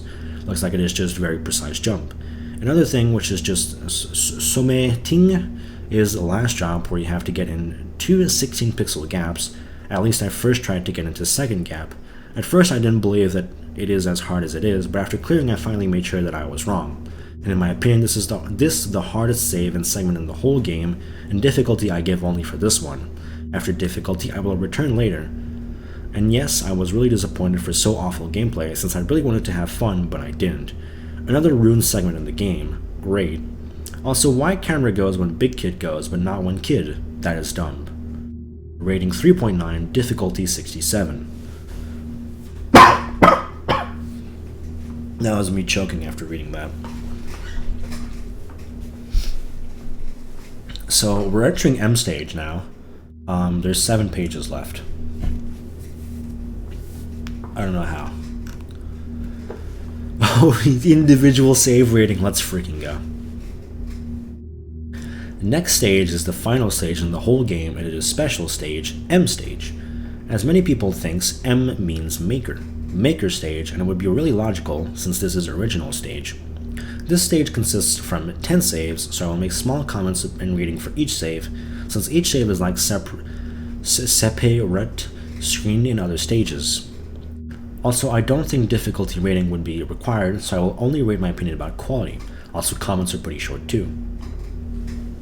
First save is pretty easy needle with few traps. The only real problem could be 9 jump, and maybe the first jump too. Other than that, nothing special, but nothing too annoying, was even a little bit fun, so I will give 6.5, I don't know. Rating 6.5. In second save you have to go back with higher speed, pretty unusual I have to admit. The only a little bit hard thing are 2 gates in higher speed. I actually had fun with this. Rating 7. Third save is first save, which have higher difficulty than previous 2. In this save are involved jump refreshers and reverse gravity. Getting used to jump refreshers is pretty hard, as well as getting used to needle after it can be troublesome, especially the last few jumps, which can be easily choked. Anyway, this was still a pretty fun save to be honest. Rating 6.7. Fourth save is the first save, which is pretty annoying and a little bit generic. In this save you have to do, each time diamond at the beginning, some kind of 2 diagonals into 1, then plane up, then doing some hard jumps with jump refreshers and platform bonking. There is also 1 trap. Maybe save would be okay, but random plane is a little bit too out of place. Also, trap at the end of save is very evil. Pretty bad save. Rating 5.3. Fifth save is save including platforms and gravity change. Actually, this is really annoying save since there are precise jumps like platform, which is into spike, and you have to on the edge of platform, but that is actually really hard. Also, jumping off platform is another problem, but choking at the end is very easy. The beginning is pretty okay, but the second part isn't as good as it could be. That is why I dislike this save. You think? I don't know, I can't figure it out, dude. Rating 4.8. Sixth save is really annoying save. Squish diamond at the beginning, weird jump with platform to the jump refresher, after which you have to jump into gate, weird dop, upside down diamond, after which is trap, and after that few annoying choke jumps, and after last jump you have to go immediately to the right or you will die from the trap. I think this description already says quality of the save. Rating 4.4. Seventh save is, which consists of 3 jumps. Sphincter, jump where there are too many spikes and corner. This is really boring and unoriginal and frustrating to play. Rating 2.6. Eighth save involved 2 weird... I don't know, dude, I don't remember a squish diamond in there. You can probably figure it out by looking at it. Why is my fucking chair squeaking all the time? 8th save involves 2 weird platform jumps, landing on the edge of the block, and then gate jump, which can be easily chokeable. I could clear this in 5 minutes, but I choked last jump, so it took me around 20 minutes inside, and my fingers was really aching really hard after that save. Rating 2.3. 9th save consists of 2 different side sphincters. That's it. I don't know how much more generic and unoriginal it could be. This is easily the worst save in the whole stage. I really don't know what was creator think when he made this. It isn't even funny at all. Rating 1.8. The last save is actually a pretty original save. This is some kind of mixed save where our gravity changes, traps, jump refreshers, backtrack, and speed changes. Even though making traps on the last corridor wasn't very original, I still found it pretty fun. I haven't tested to go to extra blocks, so I don't know how fun or unfun it is, but still I pretty like this save, and probably I can call it as the best save in the stage. Rating 7.3. Summary about Stage 7. Stage which has generic saves mixed with fun ones. Stage which involves platforms, speed and gravity changes, traps and different hard jumps. Stage has really good soundtrack which fits in Stage's styles and makes really good atmosphere, which I surprisingly really liked, even though I expected that I won't like aesthetically the stage, but I was wrong.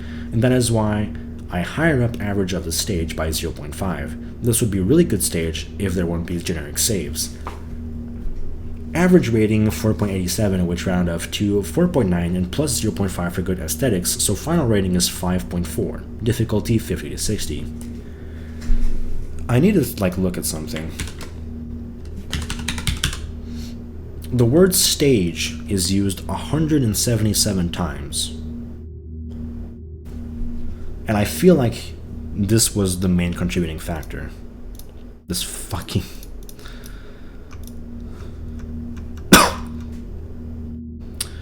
I feel like this is going to be really long.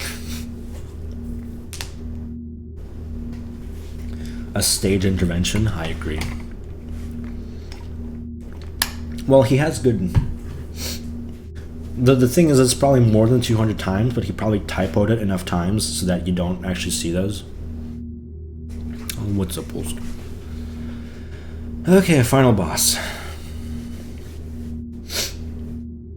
2 hours in. After you clear the last stage, you get to the room where you save with title last and 2 rows of blocks which were used in the whole medley.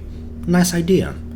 What about last boss? So it has 2 phases and we will look on each of them. First of all, final boss starts with a small intro where you can see 5 differently colored orbs going to the center. As you can find out later on, each color represents each stage. Yellow orb represents stage 1 and stage 2. At the end, Kamilia from the first game jumps into it and turns into Kamilia, which form you can see on title screen. Fight continues with few pattern lasers and RG orbs which falls down. These orbs can be really annoying since can give a really hard RNG. Also, before real first phase you can see Portal on top of Kamilia's head. From Portal's color you can guess which phase is coming. Yellow, stage 1 and 2, purple, stage 3, red, stage 4, green, stage 5, blue, stage 6. To get to the next phase you have to survive all of those attacks. Yellow Portal is almost fully pattern-based except for the last attack. It can be pretty tough to learn patterns of Crazy Spike and Flandre Scarlet, and can be pretty tough to not die from the first grapefruit. But still the main problem is Gustav's burst, which looks like is random and may give actual problems.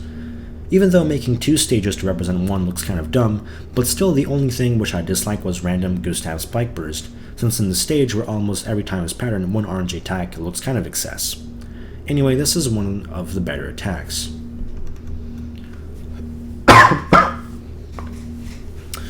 Purple Portal has different influence attacks, different orbs, horses from God Phase, Pochi attack, Ariel's aimings, and others. I wouldn't say anything against this phase if here random orbs spawns like from God Phase and Pochi random would be at least for a little bit more fair, since RNG here can be pretty unfair quite a lot. Anyway, this was pretty fun phase. The Geyser attack is probably the most unfair phase. First attack is already random, since you have to stay in one of 3 save spots and have to avoid trash from be the Explorer Kit's head. And usually there can only be 2 situations, either RNG is really hard or either it is free. And that isn't even the whole attack. After that, you have to dodge lava and have to escape from 2 birds and more trash from be the Explorer Kit's head. Pretty bad phase. Green Portal has several attacks from Solgrin's first and second phase, including missing no water splashes, weird lizard-like creature, Solgrin orbs from second phase, and other attacks. Maybe beginning is pretty fair, but when there is hard attack, it starts to be really unfair, since you have to dodge 1 more time lizard-like creature and more Solgrin orbs. The real problem is that there are no real safe spot for hearts, and you have to jump if I get correctly, so there is more chance that orbs can kill you if they spawn, for example, on the very left side. And they do it quite a lot, and it is really unfair. Also, the beginning of the phase, when lasers go on the both sides, can be pretty annoying as this is, if this is. For example, first attack, and you had bad RNG for intro, so then you need to be on the edge of one of the sides. Blue Portal is Boss Rush Portal, and is probably the worst representative of any of the stages. Yes, it represents each of the Boss Rush boss's attacks. Destination's all attacks mixed together, Nue's UFO, and second attacks, Gravity Man's rockets, and red fruits from Big Kit's first phase. This is also one of the heavy RNG phases, where one of the main things are skill, since most of the situations are possible but can be really hard. Design I didn't really like that much, since it didn't look as original as other phases. There actually could be more Gravity Man's or Nue's attacks to make it more original than just spam of fruits as it looks now. After you beat all phases, you have to go up and to make next phase a little bit easier. Soundtrack for this whole boss fight is pretty good, but I don't think it is the best soundtrack for the last boss. Difficulty for this boss is pretty high. For me, this boss was as bad as Geezer, and it took me around 19 hours. Also, I have many times died on the last memory. Once on Solgren, once on Geezer, once on Fluka, and I think once or twice on Boss Rush. If I recall correctly, then the sequence of bosses for me was Influka, Solgren, Geezer, first and second stages bosses, and Boss Rush. Also, I started phase on the right side and started the next phase on the left side. Did I like the whole idea? Well, I like the concept, even though it was already used now when I killed a Kamilia, even though it can be interpreted that Kamilia just gets stronger, so she uses again everything that what was before, but with more power. This is pretty good avoidance, even though it could have better RNG balance. Also thanks creators that they didn't add here avoidance intermissions from boss, since that would look a little bit dumb. Rating 6.3, difficulty 60. Oh boy, this looks long as fuck.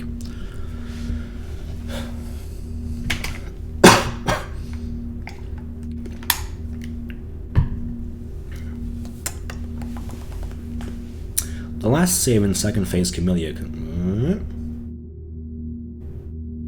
No, it's like 60 difficulty at most, you know? Easy.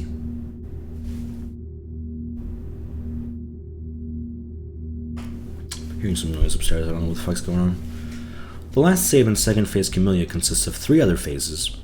First phase is phase where Kamilia loses control on portals, portal color is glitching, and you have to shoot her. She has several RNG and aiming attacks, and you have to dodge and shoot not too fast or red fruits will kill you, since after each shot there gets in a random place 1 red fruit. Later on for one shot there spawns 2 fruits and maybe even 3, however I haven't noticed it. Horrible phase since it gives most of times really unfair RNG even if you play safe. I am glad that Sudalv is going to remove this phase in Remake. Second phase is Avoidance Phase where you have to live for some amount of time. There are 3 attacks, Pattern, which looks hard, but it isn't, Aiming, which can be quite hard, and Last Attack, which is really easy even if you don't know strats. I have died only once on this attack because of my stupidity. Overall, pretty easy phase if you get used to it, but I kind of like it. In the last phase you see that Kamilia explodes, but instead of Kamilia, there are Big Weird Phase, this.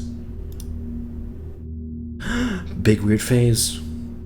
Oh my god.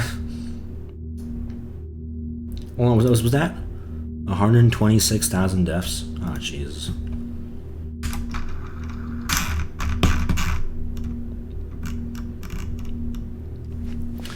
And you will hear that soundtrack change. This last phase is based on 10 different attacks, which Kamilia's eyes shoot. I don't know how to explain that.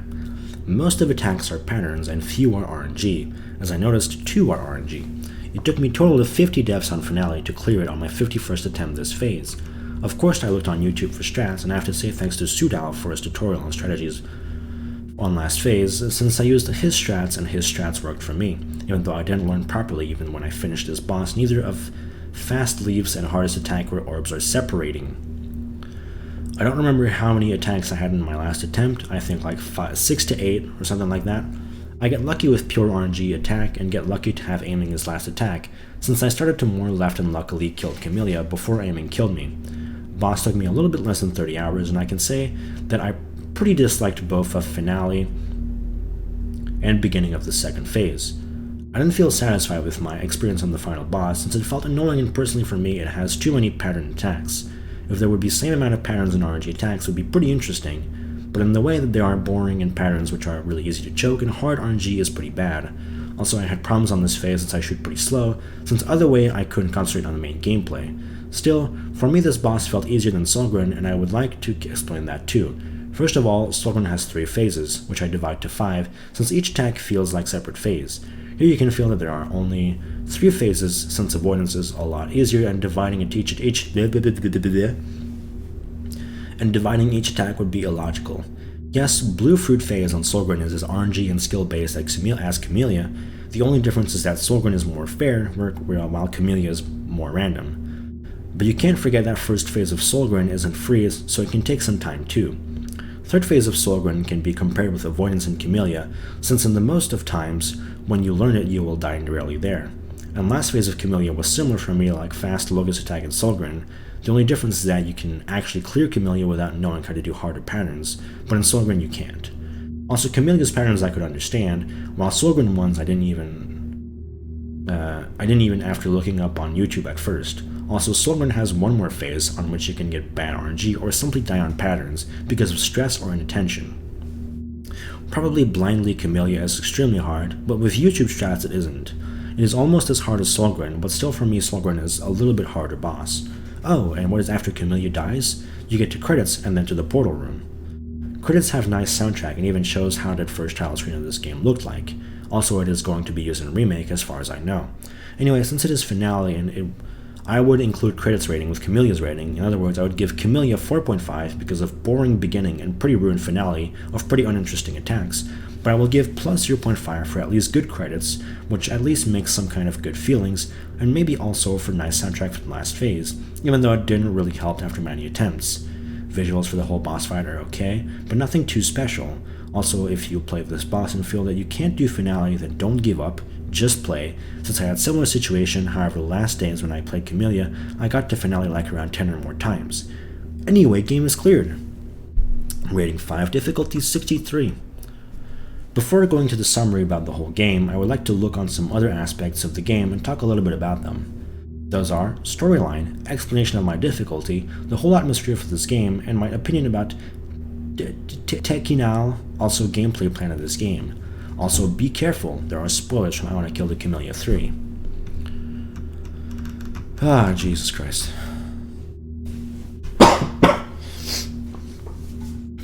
There are probably no real storyline, even though you can notice presence of it.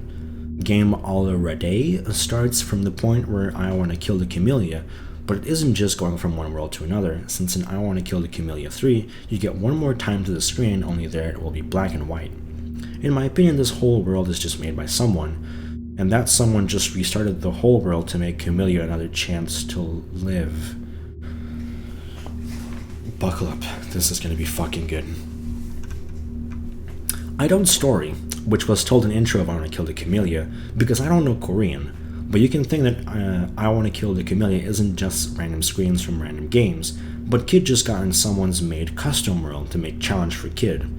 When Kid kills Kamilia, he had conquered that world, but some another person made another world and probably restarted everything, what happened in that world, and teleported Kid with some kind of teleport to new world to make new challenge to the Kid.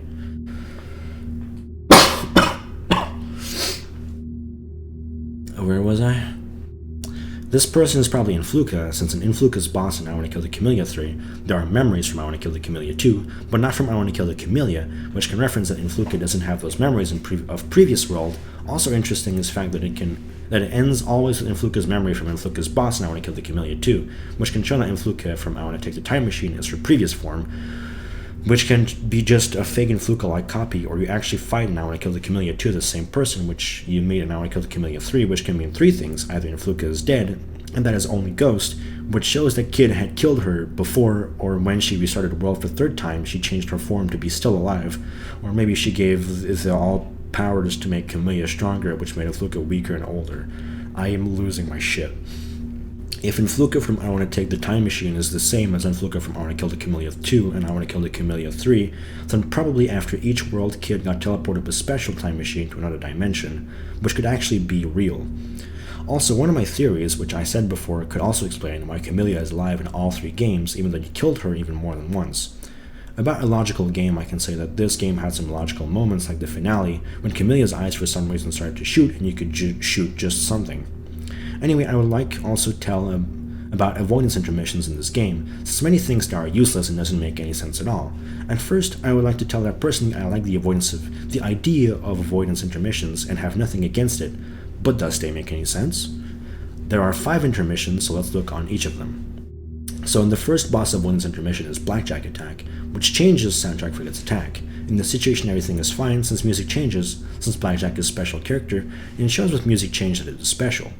In the second boss there is Spiral Template Intermission, where screen gets red and random Miku appears. It may feel random, but you can explain that it is just some kind of phantom, which interrupts in this world and stops everything in that world except for the Kid. Kind of weird, but it is explainable. Third intermission is Sky Cloud's Observer Intermission, and it is totally logical. You got every time teleported to some medley scene, and one of those is also avoidance, and you can't miss that you can also be teleported to another dimension, so it is pretty logical. Micro intermission on boss 4 can be easily explained that you got into monitor and that this intermission is already there, and Geezer just teleports to any game, which he would like to since he is some kind of supercomputer/TV or something like that. Even if you die on intermission, you will see interference on the death screen. The hardest to explain would be 5th intermission, since it is actually kind of random. Like, you get teleported to the intermission after betraying first phase, and then after you clear intermission, you get back. It could be explained that Influka combined 2 worlds when making this whole world, but it sounds kind of logical, so I won't try to think more about it. Anyway, I won't discuss about theories about I Want to Kill the Kamilia 3, since it is another topic, but I hope you understood my point of view about storyline here. Also, it is just my theories, and I may be wrong. You're fucking wrong.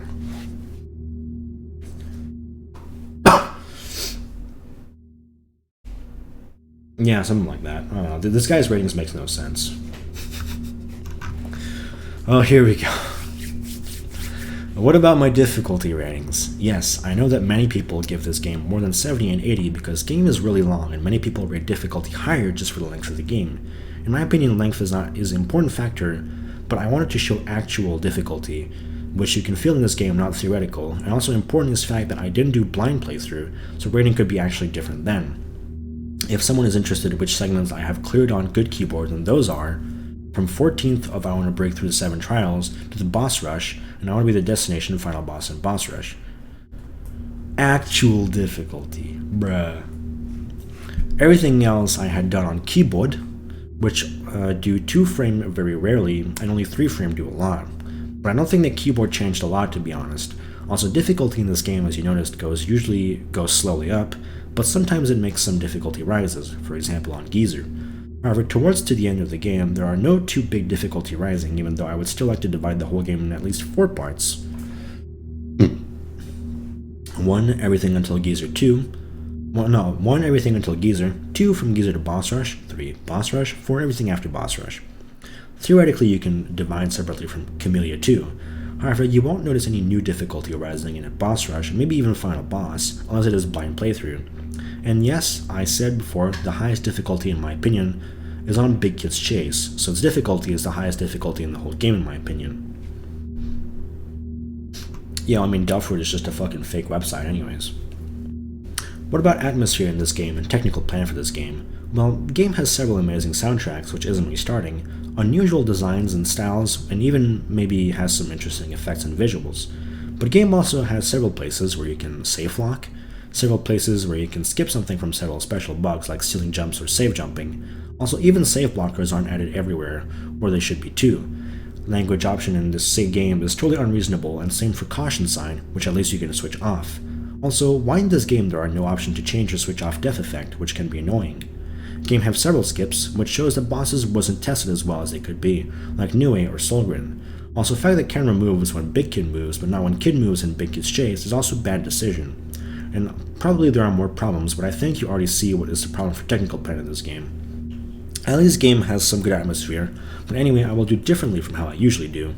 I won't give separate bonus ranking, but I will just lower down the whole average rating by minus 0.5 because of so many problems here. If atmosphere would be terrible, I would lower it down even more. Summary for the whole game. Average rating for the whole game, rating of each boss and stage, which I put in bold, 5.6952, which rounds up to 5.7, but I should subtract from this rating 0.5 for many technical problems for this game, so the final rating for the whole game is 5.2. Someone may argue about how objective I am with this game, but I just wanted to show that in my opinion, even game, which so many people likes and which is so popular, maybe isn't as good as you think. Before you start this game, ask yourself, why would you like to play this game? Just to play a few good moments in this game and just for that playing so many bad moments? If you are ready for it, then go and play it. I am not saying that it is as horrible as some people are rating this game, but this is definitely one of those games, which I wouldn't recommend since even creators of this game got bored and didn't try it as much as they do in the beginning. For me, this was a good attempt to remake original I Want to Kill the Kamilia, but creators just did something wrong and make a pretty bad game, which maybe looked good, but if you play then you will understand that this isn't chef-d'oeuvre. The game has some good visuals, but for normal game, which so many people like and recommend to others and show for other game communities, This game is too far away. Yes, I was one of those which liked this game at the beginning, but when I got to boss rush, I food out that something is actually wrong and game isn't as good as I thought. I hope you will understand my idea, which I wanted to tell you. Thank you for reading and play only games which you think are worth of your time. GaspacoZanis.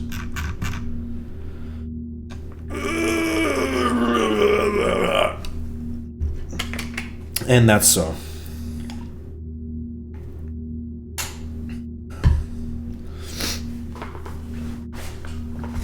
I feel like I lost. Like I lost.